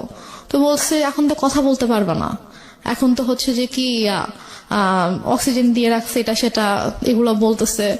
বলছে যে ও আপুকে বলছে যে আমি এখন অ্যাম্বুলেন্সে। তো বলছে ঠিক আছে, আব্বু কথা বলতে না পারলেও সমস্যা নেই, তুমি আব্বুর কানের কাছে ফোনটা নাও, আমি আব্বুর সাথে কথা বলে আব্বু বেটার ফিল করবে, আব্বুর ভালো লাগবে আমার ভয়েস শুনলে। সে বলছে না, এখন না, আমি হসপিটালে যাই, তোমার সাথে কথা বলে দিব। এভাবে ওদিকে আপুকে এভাবে হ্যান্ডেল করতেছে, তারপর হচ্ছে আমার চাচার সাথে ঝগড়া করতেছে এবং মাটি দেওয়ার জন্য খুবই পাগল হয়ে গেছিল। মানে আপনার কথা অনুযায়ী যদি আপনি সবকিছু মেনে নেই, তাহলে বলতে হবে যে সে এককভাবে সিদ্ধান্ত নিচ্ছে, একটা স্বেচ্ছাচারী আচরণ যেটাকে বলে। সে কারো কথাই শুনছে না। লাইক একজন মহিলার যে হাজবেন্ড মারা গেলে তার যেরকম বিহেভিয়ার থাকা উচিত ওরকম কিছু ছিল না আমার মাঝে। অনেক বেশি ডেসপারেট ছিল to establish her decision. Yeah exactly. Okay. তো তারপর সবাই বুঝায় যে এরকম করার কিছু নেই, আপনি একটু শান্ত হন, যেহেতু তার বাবা মা ভাই সবার কবর ওখানে, সো ওনার ভাইরাও চাচ্ছে, ওনাদের কথাটা আপনাকে মানতে হবে। তো সবাই বুঝানোর পরে গিয়ে উনি আর কি বলে আচ্ছা ঠিক আছে। দেন আব্বুকে গোসল করানো হয়, করানোর পরে রাত 8টার দিকে সম্ভবত অথবা 8টার পরে আব্বুকে একটা ট্রাক নিয়ে আসা হয়। মানে আমাদের বাসা থেকে আমার দাদুর যে গ্রাম 1 ঘন্টার দূরত্ব ছিল আর কি। জি। তো ওখানে তারপর আমরা যাওয়ার জন্য মাইক্রো ট্রাক সবকিছু অ্যারেঞ্জ করা হয়। তো আমি বলি যে আমি যাবো, বলেন তোমাকে যেতে হবে না, আমাকে বাসায় রাখে। আর বাসায় আমার ছোট খালামণি ছিল, আরো কে ছিল, তো ওদের কাছে আমাকে রেখে যায়। রেখে আম্মু চলে যায় ওদের সাথে গ্রামের বাড়িতে মাটি দেওয়ার জন্য। আচ্ছা। মাটি দিয়ে রাতের 12:30 পৌনে 1টার দিকে চলে আসে, সবাই আবার ব্যাক করে আর কি। স্টিল আপুর সাথে সে কথা বলতেছে যে বাবা বেঁচে আছে, বাবা হসপিটালে। আপু বারবার ফোন দিয়ে বলছে যে কথা বলায় দাও, সে মানে বলাচ্ছে না আর কি। তো দেন মেবি 12:30 পৌনে 1টার দিকে আসলো বাসায়। তো আসার পরে তখন গিয়ে আপু শাশুড়িকে বলেছে যে আপনাদের আসতে হবে না, আমি যেহেতু মাটি দিয়ে দিয়েছি তাড়াতাড়ি, তো আপনারা সকালে আসেন, রিল্যাক্সে সকালে আসেন, এখন আসতে হবে না। তো তারপর ওরাও আসলো না। তো তারপর আপুকে আমাদের সময় সকাল 5:30টার দিকে আপুকে ফোন দিয়েছে, ভাইয়াকে ফোন দিয়ে তো আপু কলেজে ছিল, ভাইয়া কেউ কিন্তু জানায়নি। তো 5:30টার দিকে ভাইয়াকে ফোন দিয়ে বলছে যে তোমার আব্বা তো মারা গেছে। তো বলছে যে মানে কি, আপনি তো একটু আগেও বলছেন, মানে রাতের বেলাও যখন কথা হচ্ছে তখনও তো আপনি বলছেন যে আব্বা ঢাকায় হসপিটালে, এখন মারা গেছে, মানে আপনি কি বলতেছেন এগুলা? ভাইয়া বিশ্বাস করতে পারতেছে না। তো বলতেছে যে হ্যাঁ এরকম মারা গেছে, মাটি দিয়ে আসছি, ডিটেল বললো আর কি। তো তাহলে আপনি কেন বিকেল থেকে বলছেন যে আপনি আব্বুকে ঢাকায় নিয়ে আসতেছেন, এগুলা কেন বলছেন, মিথ্যা কথা কেন বলছেন? পরে বলে যে তারপর বলছে যে আপনাদেরকে তো বলা হয়েছে যে কেউ মারা গেলে রাখতে, আমরা দেখবো তারপর মাটি হবে, তো আপনি কেন মাটি দিয়ে দিলেন? ভাই আম্মুর সাথে এভাবে কথা বলতেছিল। তো বলতেছে যে আমার ইচ্ছা হয়েছে আমি দিচ্ছি। এটা আপনার মা বলছে? আমার মা বলছে আমার ইচ্ছা হয়েছে আমি দিচ্ছি, এখন তো কিছু করার নাই। আপুর কথা বলছে যে ওকে জানাও, ও কোথায়? তো বলছে ঠিক আছে, ওকে আপনার জানাইতে হবে না, আমি ওকে জানাচ্ছি, আমি আমার ওয়েতে ওকে জানাবো। তো তারপর আপু কলেজে ছিল। তো আপু কলেজ থেকে আসার পর এর মধ্যে বাসায় হচ্ছে আপুর কিছু ফ্রেন্ডকে ভাইয়া ডাকে, ওরা সবাই আসে। তো আপু বাসায় এসে দেখে আপুর ফ্রেন্ডরা বাসায়, ভাইয়া বাসায়। তো আপু বলে যে কি হয়েছে তোমরা হঠাৎ করে বাসায় না জানিয়ে? তো বলে আসলাম আর কি। তো ওরা অনেক খাবার টাবার রান্না করে আনছে, তো আনার পর আপুকে খাওয়াইছে। খাওয়ানো দাওয়ানোর পরে তারপর আপুকে বলছে যে এরকম আব্বু তো মারা গেছে। তখন আপু খুব শক, যে মানে কি, আমাকে তো বলা হয়েছে যে আব্বু হসপিটাল, আব্বু ঢাকায়, তাহলে আম্মু কেন মিথ্যা কথা বলছে? দেন আপু আমাকে ফোন করে বলে যে তুমি কেন মিথ্যা বললা, যাই হোক অনেক কথা। তো আম্মু বলে যে এরকম মৃত মানুষকে রাখতে হয় না, কষ্ট পায়, এগুলো নিয়ে আর কি অনেক ইয়া হয়। বাট তখনও আমি বুঝতে পারিনি যে আসলে ব্যাপারটা কি হয়েছে। তো এর মাঝে কথা ওঠে আব্বুর ওই ফাইলটা নিয়ে। এটা নিয়ে যখন কথা ওঠে যে ওই ফাইলটা কোথায়, আমার বড় খালার ছেলে হচ্ছে ডাক্তার, তো ভাইয়া এসে বলে যে আমি রিপোর্টস গুলো দেখবো, আমার কাছে মনে হচ্ছে যে ডাক্তারদের কোনো একটা অবহেলার কারণে, তো ভুল কোনো কিছুর কারণে এরকম ভাবে খালু মারা গেছে। কিন্তু ফাইলটা মিসিং। হ্যাঁ, তো এই জন্য ওরা হসপিটাল থেকে ফাইলটা ধারণা ছিল যে ডক্টরদের কোনো অবহেলার কারণে হয়তো এরকম হয়েছে। তো তারপর এটা নিয়ে মোটামুটি ভালো একটা ভাইয়া হসপিটালে গিয়ে ইনকোয়ারি করে। তো ওরা সেম রিপ্লাই দেয় যে আমাদের কোনো ফল্ট নেই, কেউ নিয়ে গিয়েছে, আপনাদের রিলেটিভের মধ্যে থেকে কেউ ফাইলটা নিয়ে গিয়েছে। আচ্ছা। তারপর তো আম্মুর এই ব্যাপারটা নিয়ে আসলে কোনো ইয়া ছিল না, যে বলতেছে যে তোদের এত বাড়াবাড়ি কেন করতেছিস, কি দরকার খামাখা, মারা গেছে, আল্লাহর জিনিস আল্লাহ নিয়ে গেছে, তো কেন ওদেরকে দোষারোপ করা তো লাভ নেই, খামাখা ফাইল হারাইছে ফাইল দেখি এখন কি হবে, ওই ফাইলের তো এখন কোনো দরকার নেই। তো তারপরও আর কি আমিও তখন ইয়া করি যে না আসলে এটা তো দরকার, ডক্টরদের কারণে হয়তো এরকম কিছু হয়েছে। তো তারপর গিয়ে আর কি এটাকে নিয়ে আর তেমন ইয়া হয়নি। তো হসপিটালে ওরা বলেছিল যে আপনাদের ওই দিন যেসব রিলেটিভরা ছিল সবাইকে যদি আমাদের সামনে আনতে পারেন, রিসিপশনের জিনিস ছিল, উনি বলেছে যে তাহলে আমি চিনে ফেলবো। আচ্ছা। কে ছিল উনি বলেছে যে আমি জিজ্ঞেস করছিলাম কে ছিল, ছেলে ছিল নাকি মেয়ে ছিল, তো উনি বলছে মহিলা ছিল। আচ্ছা। তো উনি এসে বললো যে অমুক কেবিনের অমুক পেশেন্টের হচ্ছে আমি রিলেটিভ, তো ডক্টর ফাইলটা চেয়েছে, ফাইলটা দেন তাড়াতাড়ি। তো ফাইলটা পরে নিয়ে গিয়েছে। তো যাই হোক, তো তারপর এটা নিয়ে আর কোনো ইয়া হয়নি। আম্মুকে যখন বললাম যে চলো তাহলে আমরা সবাইকে নিয়ে যাই ওখানে যিনি ছিল, তো বলছে যে না আমরাই তো ছিলাম, আমরা তো কেউ যাই নাই। তারপর যেতে সমস্যা কোথায়, চলো। আমি বলছেন আমি যাবো না। এটা নিয়ে এক পর্যায়ে আমার সাথে অনেক বড়ই সিনক্রিট হয়েছে, অনেক কথা কাটাকাটি হয়েছে। ভাইয়াও বলেছে যে খালা চলো, কি সমস্যা, তো সে বলছে আমি যাব না। তো ওই হসপিটালে মূলত ছিল যে আমাদের ফ্যামিলি ডক্টর যেটা থাকে, তো ডক্টর এখানকার ছিল, আমাদের কিছু হইলে আমরা ওই হসপিটালতে যেতাম আর কি। তো তারপর থেকে আমার ওই হসপিটালে যায় না। আচ্ছা, কোনো প্রবলেম হলে আর ওই হসপিটালে যায় না, সে ডক্টর চেঞ্জ করে ফেলছে, হসপিটাল চেঞ্জ করে ফেলছে। তো তারপর যাই হোক এটা নিয়ে আর কোনো কথা কাটাকাটি হয়নি, কিছু হয়নি, শেষ হয়ে গেল ব্যাপারটা। তো তারপর থেকে আব্বু মারা গেল হচ্ছে মে মাসে। সেপ্টেম্বর মাস থেকে হঠাৎ করে আম্মুর কি হলো, সে আমাকে বলছে যে তোমাকে বিয়ে দিয়ে দিব। আমি তো বিয়ে করব না, আমি তো ছোট ছাড়া, আমি তখন 9 পড়ি। তো আমি বলেছি আমি তো বিয়ে করবো না। তো বলেছে যে না তোমাকে বিয়ে করতে হবে। আমি বলেছি কেন, তোমার দায়িত্ব। আমি প্রথম থেকে বলে আসছি যে আম্মুকে দেখে প্রচন্ড ভয় পেতাম। ধর আম্মু কোনো কিছু নিয়ে যদি কোনো কিছু বলতো একদম চুপ হয়ে যেতাম, কখনো যে তর্ক করা অথবা ওইভাবে ঝগড়া করা এরকম কিছু, অথবা উল্টে পাল্টা কোনো জবাব দেওয়া এরকম কখনোই কিছু ছিল না। ওই কয়েকটা মাস আমার এমন কেটেছে যে আব্বুর জন্য, আব্বুকে এত বেশি মিস করতাম এবং ওই রাতটার কথা মনে পড়ে। এই যে ফিলিংসটা নিয়ে যদি আরেকটা মানুষ আপনার পাশে দাঁড়াতো তাহলে মনে হতো যে না এই মানুষটা আমার কাছের মানুষ, যেটা আপনার মার কাছ থেকে আসার কথা ছিল। আপনার কথা অনুযায়ী আপনার মা ওই সময়টাতে খুবই স্বাভাবিক ছিলেন, তার ওইটা আপনার কাছে আরো বেশি কষ্টদায়ক মনে হচ্ছিল। বলুন তারপর। যারা এসেছে তারাই কিন্তু আমাকে সান্ত্বনা দিয়েছে, বাট আমার মার থেকে আমি কোনো সান্ত্বনা পাইনি। তো আমি আসলে অনেক বেশি একা হয়ে গিয়েছিলাম। তো সেই একাকিত্ব থেকে আমি আর কি ঘুমাতাম না। তো যাই হোক, তো সেপ্টেম্বরের দিকে হঠাৎ করে আম্মু একদিন আমাকে বলে যে দেখো আমার অনেক ঝামেলা হচ্ছে। ব্যাপারটা এরকম না যে আম্মু আমার দায়িত্ব নিতে পারছে না, যে আমার জন্য আম্মুর খরচ হচ্ছে, আমার খরচ কিন্তু আপুই পাঠাতো। তো সে আমাকে বলছে যে না আমি তোমাকে রাখতে পারবো না, আমি তোমার দায়িত্ব নিতে পারছি না, তোমাকে বিয়ে দিয়ে দিব। তা আমি ঠিক আছে, আমি আপুর সাথে কথা বলতে চাই, তোমার যদি খুব বেশি সমস্যা হয় তাহলে আমি আপুকে বলি, আপু আমাকে হোস্টেলে পাঠিয়ে দিক। আচ্ছা। তো বলেছে না আপুকে বলা যাবে না। তো এটা নিয়ে অনেক আম্মুর সাথে মোটামুটি একটু চলছিল যে আম্মু অনেকভাবে অনেককে দিয়ে বুঝাচ্ছিল আমাকে, লাইক আমার ফ্রেন্ডের আম্মুকে নিয়ে এসে। আপনার মধ্যে এমন কোনো আচরণ কি ছিল যেটা মা নোটিস করেছে যে বিয়ে দিয়ে দিলেই আমি সেফ জোনে চলে যাই?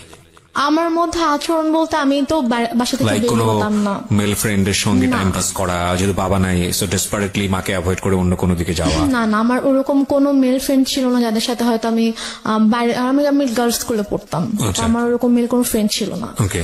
তো আমার যা ফ্রেন্ড ছিল, আমার যে বেস্ট ফ্রেন্ড ছিল ও আমাদের পাশের বাসারই ছিল আর কি। ওকে। ও আরেকটা কথা বলি যে আমরা যে এলাকাটায় বাসা করেছিলাম ওইখানে আমার জন্ম হয়, মানে আমার যখন জন্ম হয় তখন আমরা ওই এলাকাতেই থাকতাম, বাট ভাড়া থাকতাম। তো পরবর্তীতে গিয়ে আমরা ওখানে বাসা করেছিলাম।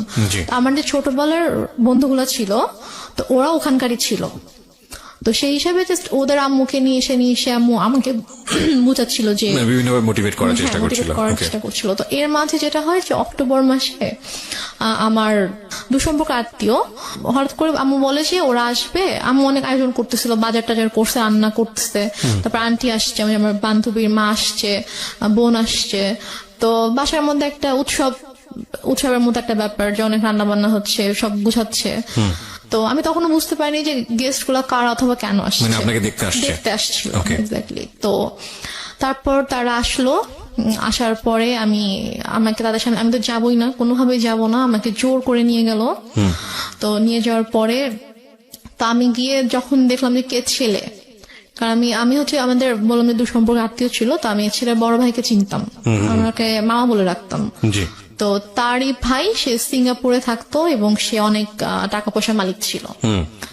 এবং ছেলেটা মানে মানুষের সবাই আল্লাহর সৃষ্টি, কারো চেহারা নিয়ে খারাপ কথা বলতে চায় না, তো বলতেও হয় না। তারপর আমি জাস্ট বলছি যে ছেলেটা অনেকটা লম্বা ছিল, লাইক সে দেখতে এক কথা যে সে জাস্ট নিগ্রোদের মতো ছিল, নিগ্রোরা যেরকম অনেক কালো হয়, যে ওরা দেখতে যেরকম হয় এক্স্যাক্টলি দেখতে ওরকম ছিল অনেকটা। ওকে।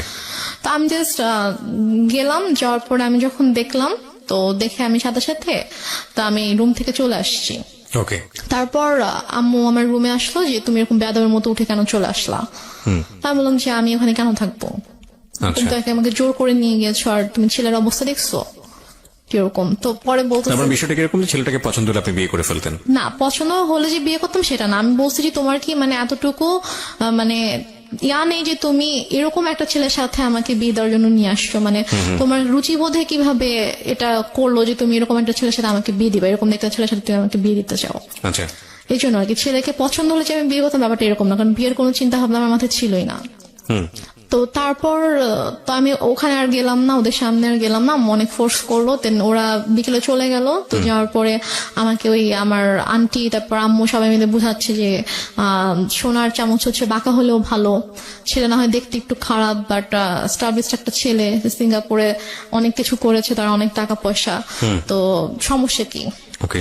ছেলে বয়স অনেক বেশি ছিল, 40 আপ ছিল। আপনি তখন ক্লাস 9 এ আমি পড়েন? তখন ক্লাস 9 এ পড়ি। মানে 14 থেকে 15 বছর বয়স সর্বোচ্চ। তো তারপর গিয়ে যাই হোক, এটা নিয়ে আমি বললাম যে আমি কোনোভাবেই বিয়ে করবো না, আমি আমাকে আপুর সাথে কথা বলতে দাও, আমি এখান থেকে চলে যাবো, আমি তোমার কাছে থাকবো না। কিন্তু আম্মুর সাথে আমার একটু মানে আরো বেশি আর কি দৌড় সৃষ্টি হয়ে যায়, একটু ঝামেলা হতে থাকে যে কেন বিয়ে করবি না, বিয়ে নিয়ে আম্মু খুবই আর কি ফোর্স শুরু করে।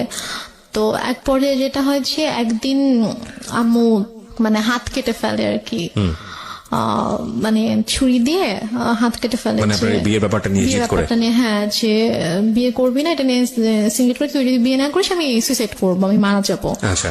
তো আম্মু হাত কেটে ফেলে। তো ওই দিন আর কি আমি খুব ভয় পেয়ে যাই, ভয় পেয়ে বলে আচ্ছা ঠিক আছে আমি বিয়ে করব। তো তারপর আম্মু আবার ছেলে দেখতে শুরু করে। তো এর মাঝে আমার একটা বান্ধবীর হচ্ছে কাজিন, তো তার সাথে আমার দেখা হয়েছিল। তো সে আমাকে পছন্দ করতো, তো সে আমাকে বলেছিল, আমার বান্ধবীর মাধ্যমে সে আমাকে বলেছিল। তো তার বাট আমি ওরকম কিছুতে যাইনি। তো সে শুনতে পায় আমার বান্ধবীর কাছ থেকে যে আমার বিয়ে নিয়ে কথা হচ্ছে। তো সে আর কি আমার বাসায় প্রপোজাল পাঠায়, আমার কাছে প্রপোজাল নিয়ে আসে তার ফ্যামিলির মাধ্যমে। তো তারপর আম্মু বলে যে এই ছেলেকে বিয়ে করবি, এই ছেলেকে বিয়ে কর, সবকিছু তো ঠিকঠাক আছে, ছেলে দেখতে শুনতেও ভালো আছে, সবকিছু ঠিক আছে, এই ছেলেকে বিয়ে কর, এটা নিয়ে ঝামেলা করিস না। আমি বলি আচ্ছা ঠিক আছে। তারপর ওই ছেলেটার সাথে আমার 2009 সালের নভেম্বর মাসে বিয়ে হয়। মানে এই ছেলেটা অ্যারেঞ্জ ম্যারেজই ছিল। অ্যারেঞ্জ ম্যারেজ ছিল, হ্যাঁ। কি করতো ছেলেটা? তখন হচ্ছে মানে ওদের ফ্যামিলি বিজনেস ছিল। এমনি এডুকেশন ওই সময়টা তোর? ও বিবিএ কমপ্লিট করেছিল। ওকে, আপনি ক্লাস 9-এ পড়েন? হ্যাঁ। ছেলেটাই বা আপনাকে বিয়ে করলো কেন, রাজি হলো কেন? I don't know. সে আমাকে পছন্দ করতো, ইভেন আমার আগে থেকেই পছন্দ করতো? আগে থেকে পছন্দ করতো। তো আমাকে আমার বান্ধবীর মাধ্যমে বলেছিল যে ওকে আমার অনেক ভালো লাগে। তো আমার ফ্রেন্ড আমাকে বলেছিল যে ভাইয়া দত্তকে পছন্দ করে, তো মানে রিলেশনশিপে যাবি কিনা অথবা এরকম আমাকে বলেছিল। তা আমি বলেছি না, আমি এরকম কোনো কিছুতে যাব না। তো তারপর আর কি সে এবং মানে মাঝে মাঝে হয়তো আমার ফ্রেন্ডের ফোনের মাধ্যমে তার সাথে আমার কয়েকবার কথা হয়েছিল, যে আবু মারা যাওয়ার পরে আর কি, যে ভাইয়া তোর সাথে কথা বলতে চেয়েছে। তো তারপর কথা হয়েছে, তো সে আমাকে অনেক পছন্দ করতো। আমারও ভালো লাগতো, আমারও যে ভালো লাগতো না সেটা না, কিন্তু আমি আসলে এরকম ভাবে কোনো রিলেশনে যাওয়ানোর মতো অবস্থা ছিলাম না আর কি। তো যাই হোক, নভেম্বরের 28 তারিখে আমার বিয়ে হয়ে যায়। তারপর আমি ঢাকায় চলে আসি, ওরা সবাই ঢাকায় থাকতো। হাজবেন্ডের নাম কি ছিল? ওর নাম ছিল শাহেদ। শাহেদ। তো তারপরে আমরা ঢাকায় চলে আসার পরে আর কি আমি, ওদের ফ্যামিলি সবাই ছোট ছিলাম, মানে হচ্ছে ওর যে বড় বোনের, ওরা 3 ভাই 2 বোন ছিল।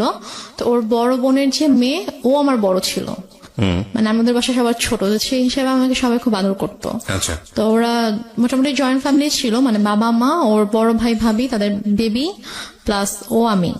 আমরা তো ফার্স্টে আমি ও বাসায় আসার পরে ওর ভাই যেটা করে যে ওর মা একটু অন্যরকম ছিল, মানে ফার্স্টে সে আমাকে ওইভাবে একসেপ্ট করতে পারেনি যে ছেলের পছন্দে বিয়ে করেছে, মানে ছেলে মানে উনি আর কি বিয়ের একটু বিপক্ষে ছিল, যে উনি চায়নি যে ও আমাকে বিয়ে করুক, যে তুমি এমনি হুটহাট করে একটা মেয়েকে কিভাবে বিয়ে করতে চাও, তুমি বিয়ে করো না। তো বড় বলেছেন আমি বিয়ে করবো, আমার মেয়েটাকে ভালো লাগে, আমি বিয়ে করবো। তো এই জন্য আর কি উনি একটু আমার সাথে একটু অন্যরকম ছিল। তো তারপর যেটা হয় সেটা হচ্ছে যে ওর সবার ডিসিশন অনুযায়ী যে তোমরা কিছুদিন আলাদা থাকো। আলাদা থাকার পরে মাঝে মাঝে আম্মুর সাথে ওর দেখা হোক, ওর সম্পর্কটা একটু ইজি হোক, তারপরে তোমরা এসো। বাট প্রথমে যদি দেখো তোমরা এখানে কন্টিনিউয়াসলি থাকতে থাকো, তখন দেখা যাবে যে হয়তো আম্মা ওকে এখন একটু নিতে পারতেছে না মেন্টালি, তো ওর সাথে হয়তো কোনো একটা মিসবিহেভ করে ফেললো, সেটা হয়তো খারাপ হবে।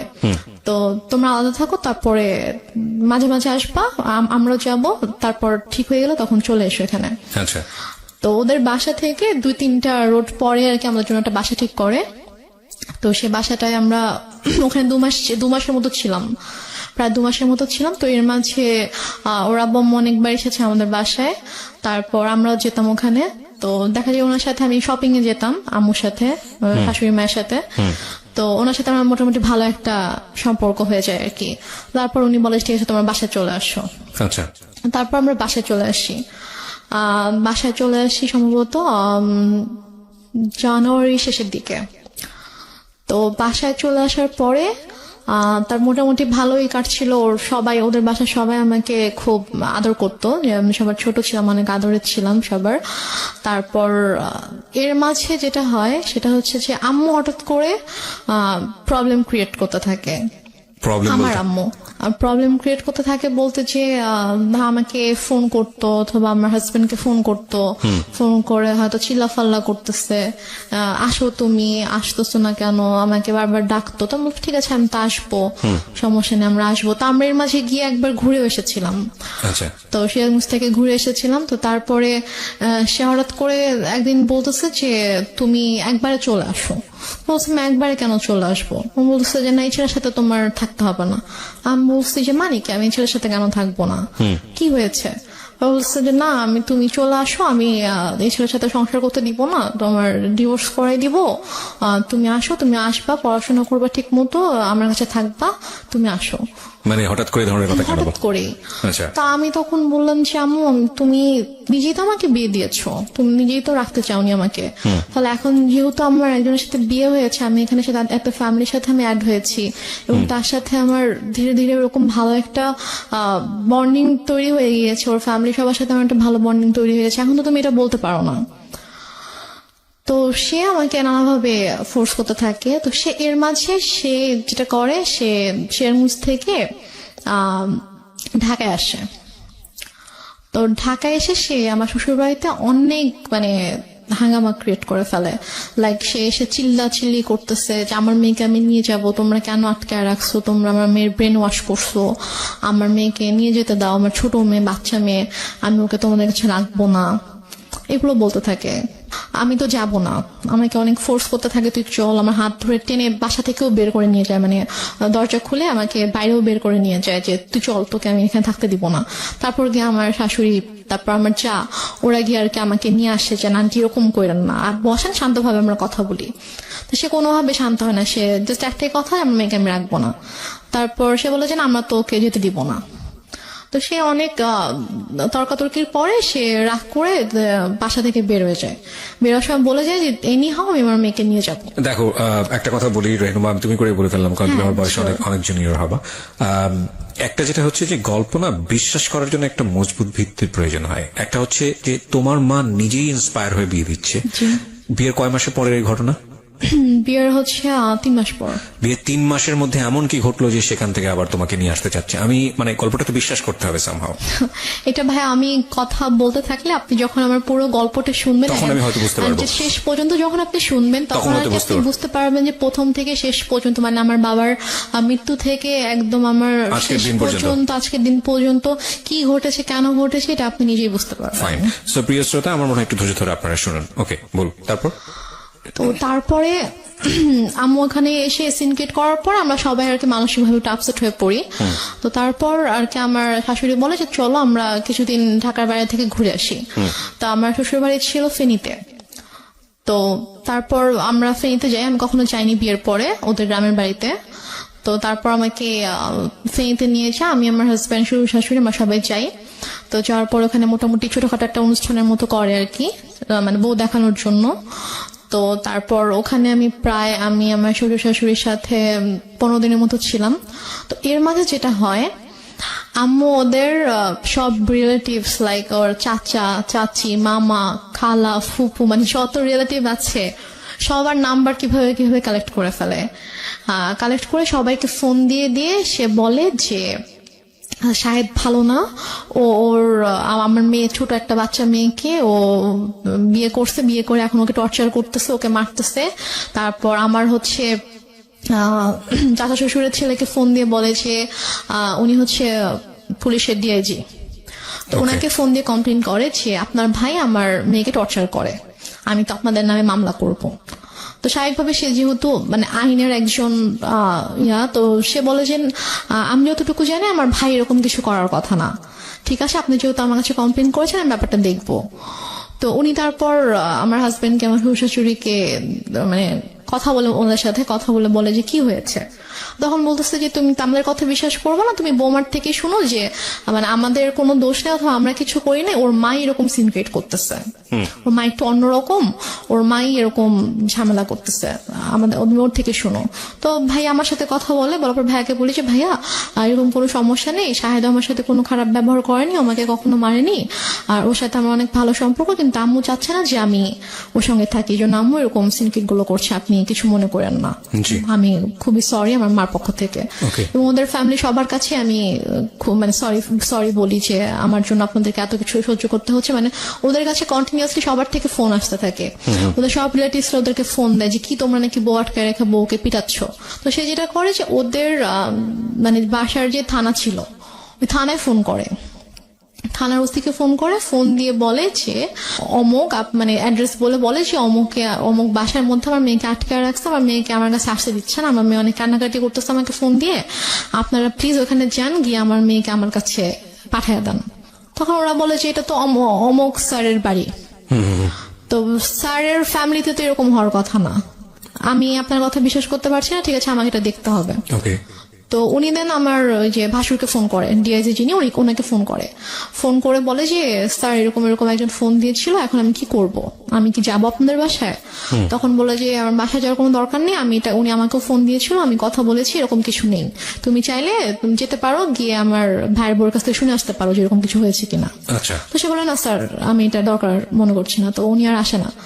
তো তারপর গিয়ে তো ওই ভাইয়া যখন জানায় আমার হাজবেন্ডকে, তখন ও বলে যে অনেক হয়েছে, মান সম্মান নষ্টের একটা লিমিট থাকে, ফ্যামিলি সবার সামনে তো করেছিল, এখন এখানেও করছে। তো তুমি একটা কাজ করো, যেহেতু তুমি মা যেহেতু এত করে চাচ্ছে তুমি ওনার কাছে গিয়ে থাকো, তুমি যাও, তুমি গিয়ে তার কাছে গিয়ে একটু বুঝা বলো সেরকম কেন করতেছে, তুমি কিছুদিন তার কাছে থাকো, থাকলে হয়তো তার ভালো লাগবে। আচ্ছা, এটা বলে সে? হ্যাঁ, এটা বলে। তো বলে সে, ও ঢাকায় ছিল, আমি ফেনীতে ছিলাম, তো ঢাকা থেকে ফেনীতে আসে, এসে আমাকে ঢাকায় নিয়ে দেন একদিন পরে আমাকে সিরাজগঞ্জে দিয়ে আসে আচ্ছা, আম্মুর কাছে। তো ওই যে আমি গেলাম, আমাকে আম্মু আর আসতে দেয় না, সে আমার হাজবেন্ডকে আসতে দেয় না, আমাকে বলছে নিয়ে যাবো। 15-20 দিন ছিলাম, থাকার পর থেকে তো ওই সবাই ফোন দিচ্ছে, শাশুড়ি ফোন দিচ্ছে, শ্বশুর ফোন দিচ্ছে যে ওকে পাঠান, ওকে নিয়ে আসুক। তো তারপর গিয়ে আমি আম্মুর কাছে থাকা শুরু করলাম। তারপর আমার হাজবেন্ডের সাথে অলমোস্ট 3-4 মাসের মতো আমার দেখা হয়নি, কারণ আম্মু না আমাকে যেতে দিচ্ছিল ঢাকায়, না হচ্ছে ওকে আসতে দিচ্ছিল। ও আসতে ছেলে বলতেছিল যে আমার কিন্তু ছোট মেয়ে, ওর কিন্তু 18 বছর হয়নি, নাবালক মেয়ে, আমি কিন্তু তোমার নামে মামলা করে দিব, এই ধরনের কথা বলে। হ্যাঁ, এ ধরনের হুমকি কিন্তু দেয়। যখন আপনাকে বিয়ে দেওয়া হয়েছিল সেই সময়টাতে পেপারে কি মা সাইন করেনি? না, মা সাইন করেনি। বিয়েটা কিভাবে হয়েছিল? বিয়েটা হয়েছিল হচ্ছে বাসায় কাজী এসেছিল, তো কাজী বিয়ে পড়িয়েছিল, সাইনও নিয়েছিল, কাবির নামায় সাইনও নিয়েছিল।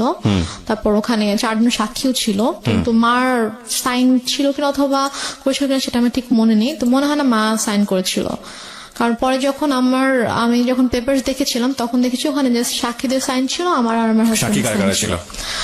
সাক্ষী ছিল হচ্ছে ওর 2 জন আঙ্কেল ছিল সাক্ষী, আর আমার পক্ষ থেকে আমার একটা মামা আর আমার একটা ভাইয়া ছিল। ফাইন, এখানে একটা বিষয় জড়িত আছে। ওর ফ্যামিলি থেকে কি লোকজন এখানে এসেছিল? হ্যাঁ। তোর ফ্যামিলির পক্ষ থেকে ওর বাবা মা কেউ সাইন করেনি পেপারে? না, ওর বাবা মা আসেনি বিয়েতে। কেন আসেনি? বাবা মা আসেনি, বাবা তখন অনেক অসুস্থ ছিল, আর ওর মা তো রাগ করেছিল যেন ওর মা আসেনি। Renuma, this is totally unbelievable, cause অসুস্থ হলে তো বিয়েটা পিছিয়ে যাওয়ার কথা। বিয়েটা অসুস্থ ছিল বলতে উনি হচ্ছে প্যারালাইসিস ছিল, তো উনি তো চাইলেই উনি মুভ করতে পারতো না, বাট ওর মার আসার কথা, বাট ওর মাকে ওরা কোনোভাবেই কনভিন্স করতে পারেনি। ওকে, ফাইন, তো ইটস দ্য ওর লজিক। ভাই বোন, তারপর হচ্ছে ওর আঙ্কেল আন্টি সবাই এসেছে। হচ্ছে আমার ওদের ফ্যামিলি থেকে সবাই আম্মুকে ফোন করতো, আম্মুকে বোঝানোর চেষ্টা করতো যে আমরা আসি, সামনাসামনি কথা বলে ঠিক করার চেষ্টা করি যে দেখি ঠিক হয় কিনা, আপনি কেন এরকম করছেন। তো বাট আমি বলেছি আমি এই বিষয়ে কোনো কথাই বলবো না, একটাই কথা ছিল তার যে আমি আমার মেয়েকে সংসার করতে দিব না, আমি আপনার ছেলের সাথে রাখবো না। তো এদিকে আমার সাথেও কথা বলতে দিত না, লাইক আমার ফোন আমার থেকে নিয়েছিল, আমার ফোন আমার কাছে রাখতে দিত না। আমার হাজবেন্ড ফোন করতো আম্মুর ফোনে, ফোন করলে আমাকে কখনো দিত কখনো দিত না। তো আমি অনেক কান্না করতাম, আমার মন অনেক খারাপ থাকতো যে আমি ওখানে যেতে চাই। আমি আম্মুকে অনেক, ইভেন আমি আম্মুর পায়ে ধরেও কান্না করেছি, আম্মু তুমি কেন এরকম করছো আমাকে বলো। সে আমাকে কোনো কারণও বলতো না যে কেন সেরকম করছে। আমি বলছি আম্মু তুমি তো আমাকে বিয়ে দিয়েছো, এখন যখন আমি একটা জায়গায় গিয়েছি, আমার বিয়ে হয়েছে, আমি আমার হাজবেন্ডকে অনেক ভালোবাসি, আমি ওর ফ্যামিলির সাথে অনেক ভালোভাবে মিশে গিয়েছি, তো এখন কেন তুমি সবাইকে এরকম কষ্ট দিচ্ছ, আমাকে কেন তুমি কষ্ট দিচ্ছ আম্মু। যাই হোক, তারপরে গিয়ে আম্মু যেটা করলো যে ওদের সাথে অনেক কথাবার্তা যখন হলো, ও অনেক রিকোয়েস্ট করলো, তো বলো ঠিক আছে তুমি সিরাজগঞ্জ আসো, এসে ওর সঙ্গে দেখা করে যাও। তো দেন আমার হাজবেন্ড অলমোস্ট 4 মাস পরে আমাদের বাসায় আসে, সিরাজগঞ্জে আসে। তো এসে সে আমার সঙ্গে দেখা করে, তো তখন আম্মুর সাথে কথা বলে। ও আর আমি দুজনে আম্মুর কাছে গিয়ে আম্মুর পায়ের কাছে বসে আম্মুকে বলি যে ও বলে যে আম্মু আপনি কেন এরকম করতেছেন, বলেন আপনি আমি কি কোনো দোষ করেছি অথবা আমার কোনো ভুল হয়েছে যে আপনি কেন ওকে আমার থেকে দূরে রাখতেছেন, আপনি কেন এরকম করতেছেন।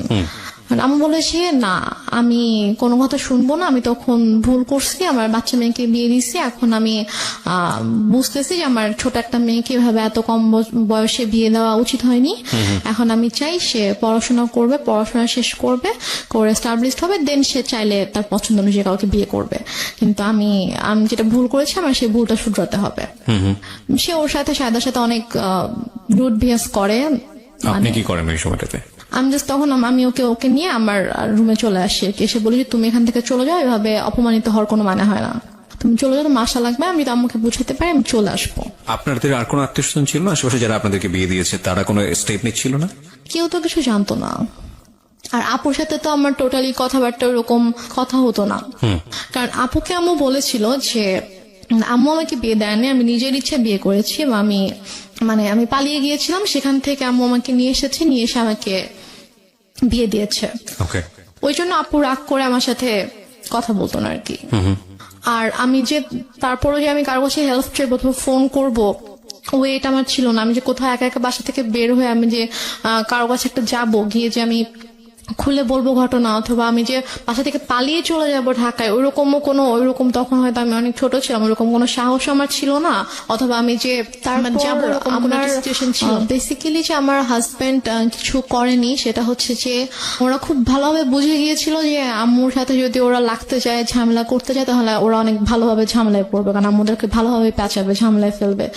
সবকিছু মিলিয়ে ঝামেলা প্লাস মান সম্মানের জন্য আর কি ওরা আম্মুর সাথে খুব বেশি সিরিয়াস, অথবা আমাকে এসে যে জোর করে নিয়ে যাবে এরকম কিছু ওরা আম্মুর সাথে করতো না, কারণ করলে এটা হয়তো ব্যাড একটা ইফেক্ট পড়তো ওদের উপরে।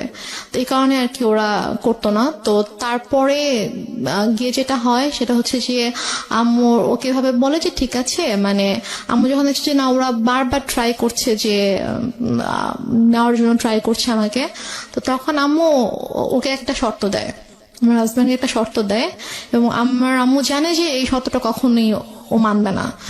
শর্তটা ছিল হচ্ছে যে ও বলে যে তুমি যদি রেনুমাকে নিয়ে থাকতে চাও তাহলে তোমাকে আলাদা থাকতে হবে। আলাদা থাকতে হবে তোমার ফ্যামিলি থেকে? হ্যাঁ, আচ্ছা। তোমার ফ্যামিলি থেকে আলাদা থাকতে হবে, তুমি ওকে নিয়ে তুমি আলাদা একটা বাসা নিবা, তুমি তোমার আব্বু আম্মু তোমার ফ্যামিলির সাথে থাকবা না, এবং তোমার আব্বু আম্মু কখনো তোমার বাসায় আসবে না। আমি বলছি যে এটা কেমন কথা? তো বলে যে আপনি যদি ওকে নাও দেন, তারপর আমি কখনো বাবা মাকে ছেড়ে আমি আলাদা বাসায় যাবো না, কারণ আমার বাবা মা আমার কাছে অবশ্যই আগে। আর প্লাস ঠিক আছে আপনি তো ওকে এখন মানে আটকাচ্ছেন এটা বলে যে হ্যাঁ ওর তো এখন বয়স হয়নি, ওর ছোট, আপনি মামলা করতে পারবেন, বাট ও যখন ম্যাচিওর হবে, ওর যখন বয়স হবে, তখন তোকে আপনি আটকাতে পারবেন না। এবং আমি জানি যে আমি যেরকম ওকে ভালোবাসি ও আমাকে ভালোবাসে, এবং আশা করি যে ইনশাল্লাহ যখন সময় হবে তখন আমি আমার ওয়াইফকে আপনার থেকে নিয়ে আসবো, বাট আমি আমার বাবা মাকে ছেড়ে থাকতে পারবো না, এটা আমি করতে পারবো না। তারপর যেটা হয় যে ওর সাথে আমার তো কাছে তো ফোন ছিল না, ওর সাথে যোগাযোগ একমাত্র ওয়ে ছিল আম্মুর ফোন। তো আম্মু ওর কাছ থেকে ফোনটা নিয়ে ওকে ফোন করার জন্য রিকোয়েস্ট করতে হতো, অনেকবার ফোন দেওয়ার পরে হয়তো আম্মু আমাকে ফোন দিত। তো এইভাবে আর কি যোগাযোগ ছিল। তো এক পর্যায়ে যেটা হয় যে ও মাসে হয়তো একবার আসতো, দুবার আসতো, এসে আমার সাথে দেখা করে জাস্ট চলে যেত ঢাকায়। তারপর আম্মু একবার হচ্ছে ওই ঈদের সময় ওর আপু আম্মু সবাই ফোন করে যে ওকে একটু পাঠান, আমরা সবাই একসাথে গ্রামের বাড়িতে গিয়ে ঈদ করবো, তো ও না থাকলে কেমন হবে, ওকে একটু পাঠান। তো আম্মু কোনোভাবে পাঠাতে চায় না, বাট ওরা যখন সবাই ফোন দিয়ে অনেক রিকোয়েস্ট করে, তো তারপরে কি আম্মু বলে ঠিক আছে ওকে নিয়ে যাও। তো তারপর আমি যাই, তো ওদের সাথে একটা ঈদ করেছিলাম। তো ঈদ করে ঈদের 2 দিন পরে আর কি আমি আবার চলে আসি। তো আসার পরে তো এভাবে আর কি চলছিল, ওর সাথে মাঝে মাঝে কথা হতো, তারপর মাসে অথবা অনেক সময় 1 মাস 2 মাস পরে আসতো, এসে দেখা করে যেত, বাট আমাকে যেতে দিত না আম্মু। তো এদিকে আমার পরীক্ষা চলে আসছে, মানে এটা হচ্ছে 2011-তে আমার পরীক্ষা ছিল, এসএসসি পরীক্ষা ছিল। তো তারপর আমি কোন রকমে স্কুলে যেতাম না, আমি জাস্ট বাসায় পড়তাম, পড়ে পরীক্ষা দিলাম। তো এরপরে যেটা হয়, হঠাৎ করে আম্মু টোটালি যোগাযোগ বন্ধ করে দেয়, ওকে বলে যে তুমি আর আসবা না ওর সাথে দেখা করতে। তো বলে যে হঠাৎ করে কেন, বুঝতে যে আসবা না, তুমি আর এসো না, আসলে তুমি যদি আসো এখানে অনেক বড় সিন ক্রিয়েট হবে, আমি পুলিশ ডাকবো, তুমি আসবা না। এটা আপনার মা বলে? হ্যাঁ, এটা আমার মা সাহেবকে বলে। তো ও যেটা করে, ও আসে না, কারণ ওদের সবচেয়ে বড় ভয়টা ছিল যে মান সম্মানের ভয়, যে যাবো পুলিশ ডাকবে, মান সম্মান নষ্ট হয়ে মানুষ জানতে পারবে, যে এটা তো খুবই বাজে একটা ব্যাপার হবে আসলে। তো ও আর আসে না, আম্মুকে ফোন দিত, আম্মু আমাকে ফোন দিত না। তো ওর সাথে অলমোস্ট হচ্ছে আমার প্রায় 7-8 মাসের মতো টোটালি কোনো কথা হয় না, মানে একদমই কথা হয় না। ও আসেও না, ওর সাথে আমার কোনো কথা হয় না। তো তারপর গিয়ে আমার আপু হচ্ছে দেশে আসে 2012 সালের মেবি আগস্টের দিকে আমার আপু দেশে আসে। তো আপু আসার হচ্ছে 2-3 মাস আগে আবার আমার সাথে সাথে কথা হয়।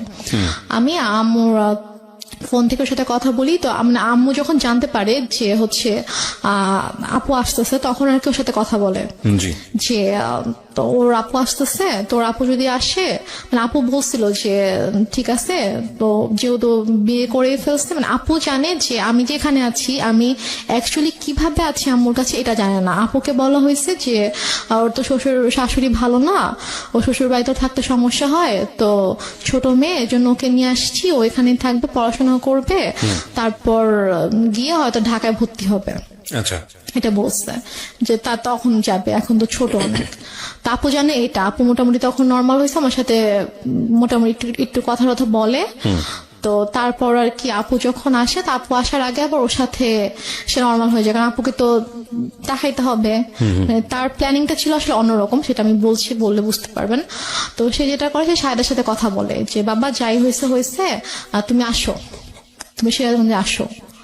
তো ও সিরাজগঞ্জে আসে, আসার পরে 2 দিন ছিল, তারপর ওকে বলে যে দেখো ওর আপু আসবে, আপু আসলে কিন্তু আপুর সাথে ভালো করে কথা বলবা, যেগুলো হয়েছে এগুলো কিছু জানানোর দরকার নাই, আমি ইনশাল্লাহ সবকিছু ঠিক করে দিব, যাই হয়েছে এগুলো ভুলে যাও, আমি তোমাদের সবকিছু ঠিকঠাক করে দিবো। আপু আসলে হয়তো আমরা বড় করে একটা অনুষ্ঠান করতে পারি, যেহেতু তোমাদের ওরকম বড় কোনো অনুষ্ঠান হয়নি, তো বড় করে একটা অনুষ্ঠান করতে পারি, তো করলে তখন সব ঠিকঠাক হয়ে যাবে। তো এটা বলে, তো বলার পরে আপু যখন আগস্টে আসে, আপু মানে যেদিন আপু ঢাকায় আসে, আসার পরে হচ্ছে আপু শ্বশুরবাড়ি ঢাকাতে, তো 2 দিন পরে আপু যখন আমাদের সিরাজগঞ্জে যখন আসবে, তো ওই দিন হচ্ছে শাহেদেরও আসার কথা। তো শাহেদ বলছে যে আম্মুকে ফোন দিয়ে বলছে যে আম্মু আমার একটা কাজ পড়ে গেছে, মানে ওদের হচ্ছে একটা প্রিন্টিং প্রেস ছিল, তো ওই প্রেসে হচ্ছে যে ওদের একটা অর্ডার ছিল, অনেক বড় একটা অর্ডার ছিল, তো ওটা হচ্ছে কমপ্লিট হয়নি। এখন ও যদি ওখান থেকে চলে আসে, তাহলে দেখা যাবে যে ওই কাজটা হবে না, তো অনেক বড় লস হয়ে যাবে। তো বলছে যে আম্মু আমার তো কাজ শেষ হতে সন্ধ্যা হয়ে যাবে, তো ওর চেয়ে ভোরবেলা রওনা দেওয়ার কথা, তো আমি রাতে আসি, সন্ধ্যাবেলা কাজটা শেষ করে আমি হয়তো 8টার দিকে রওনা দিলাম, দিয়ে আমি রাতের মধ্যে চলে আসবো, আপুদেরকে একটু বললেন আমি চলে আসবো, সমস্যা নেই, কিছু মনে করতে মানা করেন। আমি বলে যে এখন আসবা, বলছে যে আমি আসলে তো এখানে কাজ দেখতে পারবে না, সমস্যা হয়ে যাবে। বলেছে এখন আসতে হবে, আমি জানি না, আমার বড় মেয়ে 12টার মধ্যে চলে আসবে, মানে এটা সকাল 10টার দিকের কথা আর কি, তুমি এখন রওনা দাও, তুমি চলে আসো, তোমার তো 3-4 ঘন্টার বেশি লাগবে না, তুমি চলে আসো, সমস্যা নেই। ও বলছে যে আমার পক্ষে এখন আসা সম্ভব না, আমি আসলে আমার কাজ দেখার কেউ নাই। তো এটা নিয়ে অনেক তর্কাতর্কি হয়, তো হওয়ার পরে লাস্টে গিয়ে আম্মু ওকে বলে যে তোকে আমি এখন বলছি তুই এখন আসবি, রেগে যায় আর কি, রেগে যায়। আম্মু রেগে ওকে তুই তো করে শুরু করে, বলে যে তোকে আমি বলছি তুই এখন আসতে হবে। এবং ওর এটা নিয়ে খুব মানে হয়, ওর ইগোতে লাগে যে তোমার শাশুড়িকে আমাকে তুই করে কথা বলবে। তো বলে যে আম্মু আমি যাবো না, বলছে তুই যদি এখন না আসিস, এখন যদি রওনা না দিস, তুই যদি এখন না আসিস, তাহলে তুই জীবনও এখানে আসবি না, তুই ভুলে যা আমার মেয়েকে, জীবনে আসতে পারবি না, আমি তোদের রিলেশন জীবনও ঠিক করবো না, তুই জীবনে আসতে পারবি না। তো বলছি যে আম্মু মানে এটা তো বুঝতে হবে, আমার সমস্যাটা যদি আপনি না বুঝেন তাহলে তো আমার কিছু করার নেই। তো তারপরও মানে ও চেষ্টা করে বুঝাইতে, বাট আম্মু বলেছে না এমনিও আসতে হবে, তো বলেছে আমার পক্ষে সম্ভব না আসা। তো যাই হোক ও ফোনটা রেখে দেয়, তো আপুরা চলে আসে। তো আপুরা আসার পরে আপুদেরকে যেটা বলে সেটা হচ্ছে যে ও বলছে যে আপনার মেয়ে আসছে, তো আমি কি করব, আমার কেন যাইতে হবে, আমি যাইতে পারবো না আপনার মেয়ের সাথে দেখা করতে, আপনার বড় মেয়েকে বললেন তার যদি আমার সাথে দেখা করতে হয় সেজন্য আমার বাসায় এসে আমার সঙ্গে দেখা করে, বাট এটা কিন্তু ও বলেইনি। তারপরে গিয়ে বলে যে আপু এটা শুনে খুব হার্ট হয় যে কেন এটা বলবে, আমাদের ছোট, ওকে আমরা নিজেরা ডাকলাম যে হ্যাঁ আম্মু ওকে আসতে বললো, আমরা ওর সাথে দেখা হয়নি, ওর সাথে দেখা করব, তো ওর ফ্যামিলির সাথেও দেখা করব, তো কেন এভাবে রিয়াক্ট করছে। তো তারপরে গিয়ে বলে যে হ্যাঁ তোমাকে তো বলছিলামই ছেলে ভালো না, ছেলের মা ভালো না, ছেলে এরকমই, দেখছো কিরকম বেয়াদব, মানে আম্মু এটা করছে হচ্ছে সম্পূর্ণ ইচ্ছাকৃত ভাবে। ফার্স্টে ওকে ঠিকঠাক করছে, ওর সাথে সম্পর্কটা ঠিক করছে, ঠিক করে ও আসছে, তারপর যেদিন আসবে মানে আসলে আপুর সাথে দেখা হলে তো সবকিছু নর্মাল হয়ে যেত, এবং হয়তো আপুর সাথে সম্পর্কটা যদি নর্মাল হয়ে যেত, তখন যদি আমি ওর বাড়িতে চলে যেতাম, তখন হয়তো আপুকে ডিটেল ঘটনাটা বলতে পারতাম যে আসলে ব্যাপারগুলো কিন্তু এতদিন এভাবে ঘটেছে।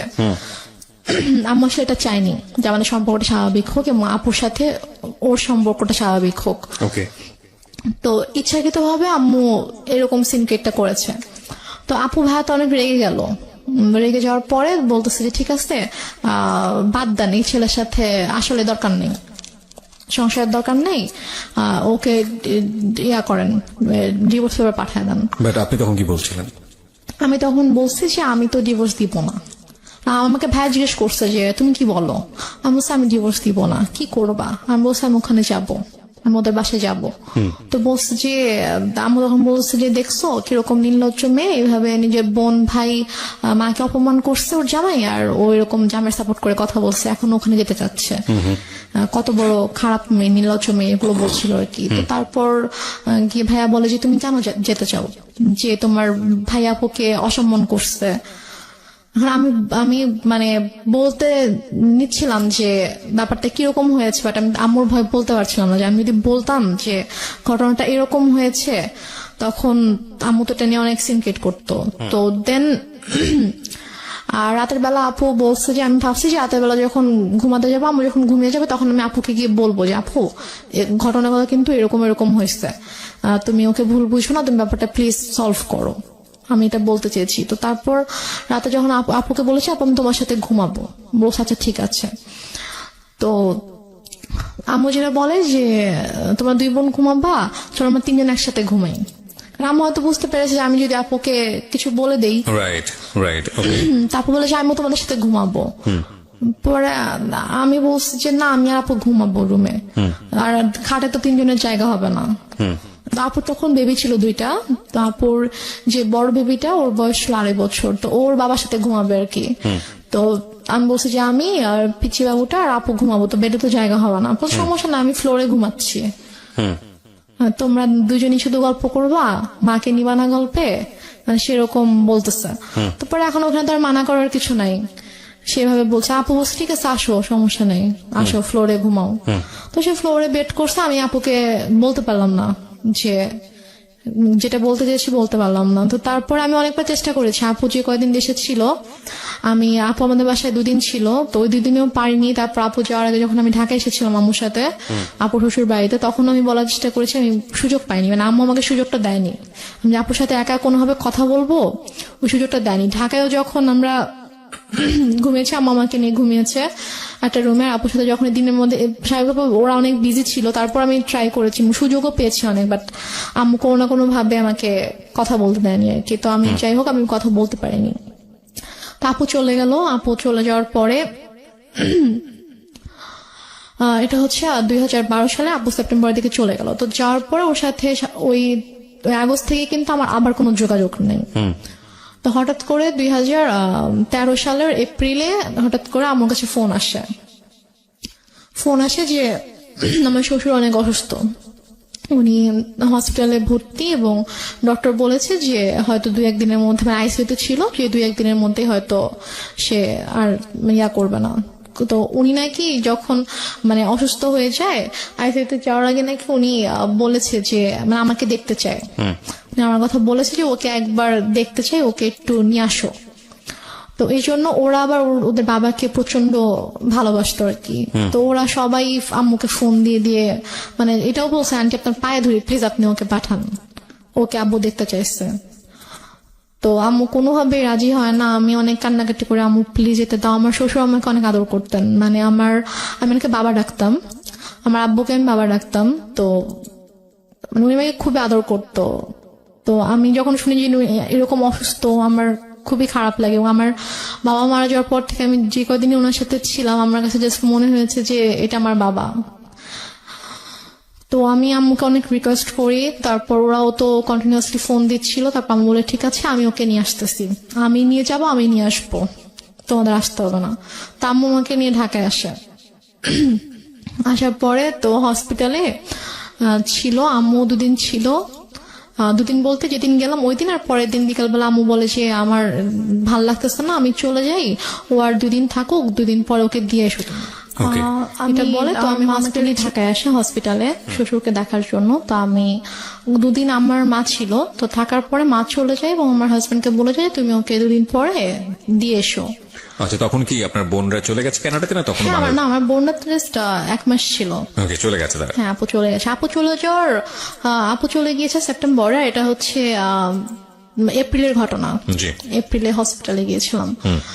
তো তারপরে আমি আরো 2 দিন থাকলাম, থাকার পরে আমাকে শাহেদ দিয়ে আসলো সিরাজগঞ্জে।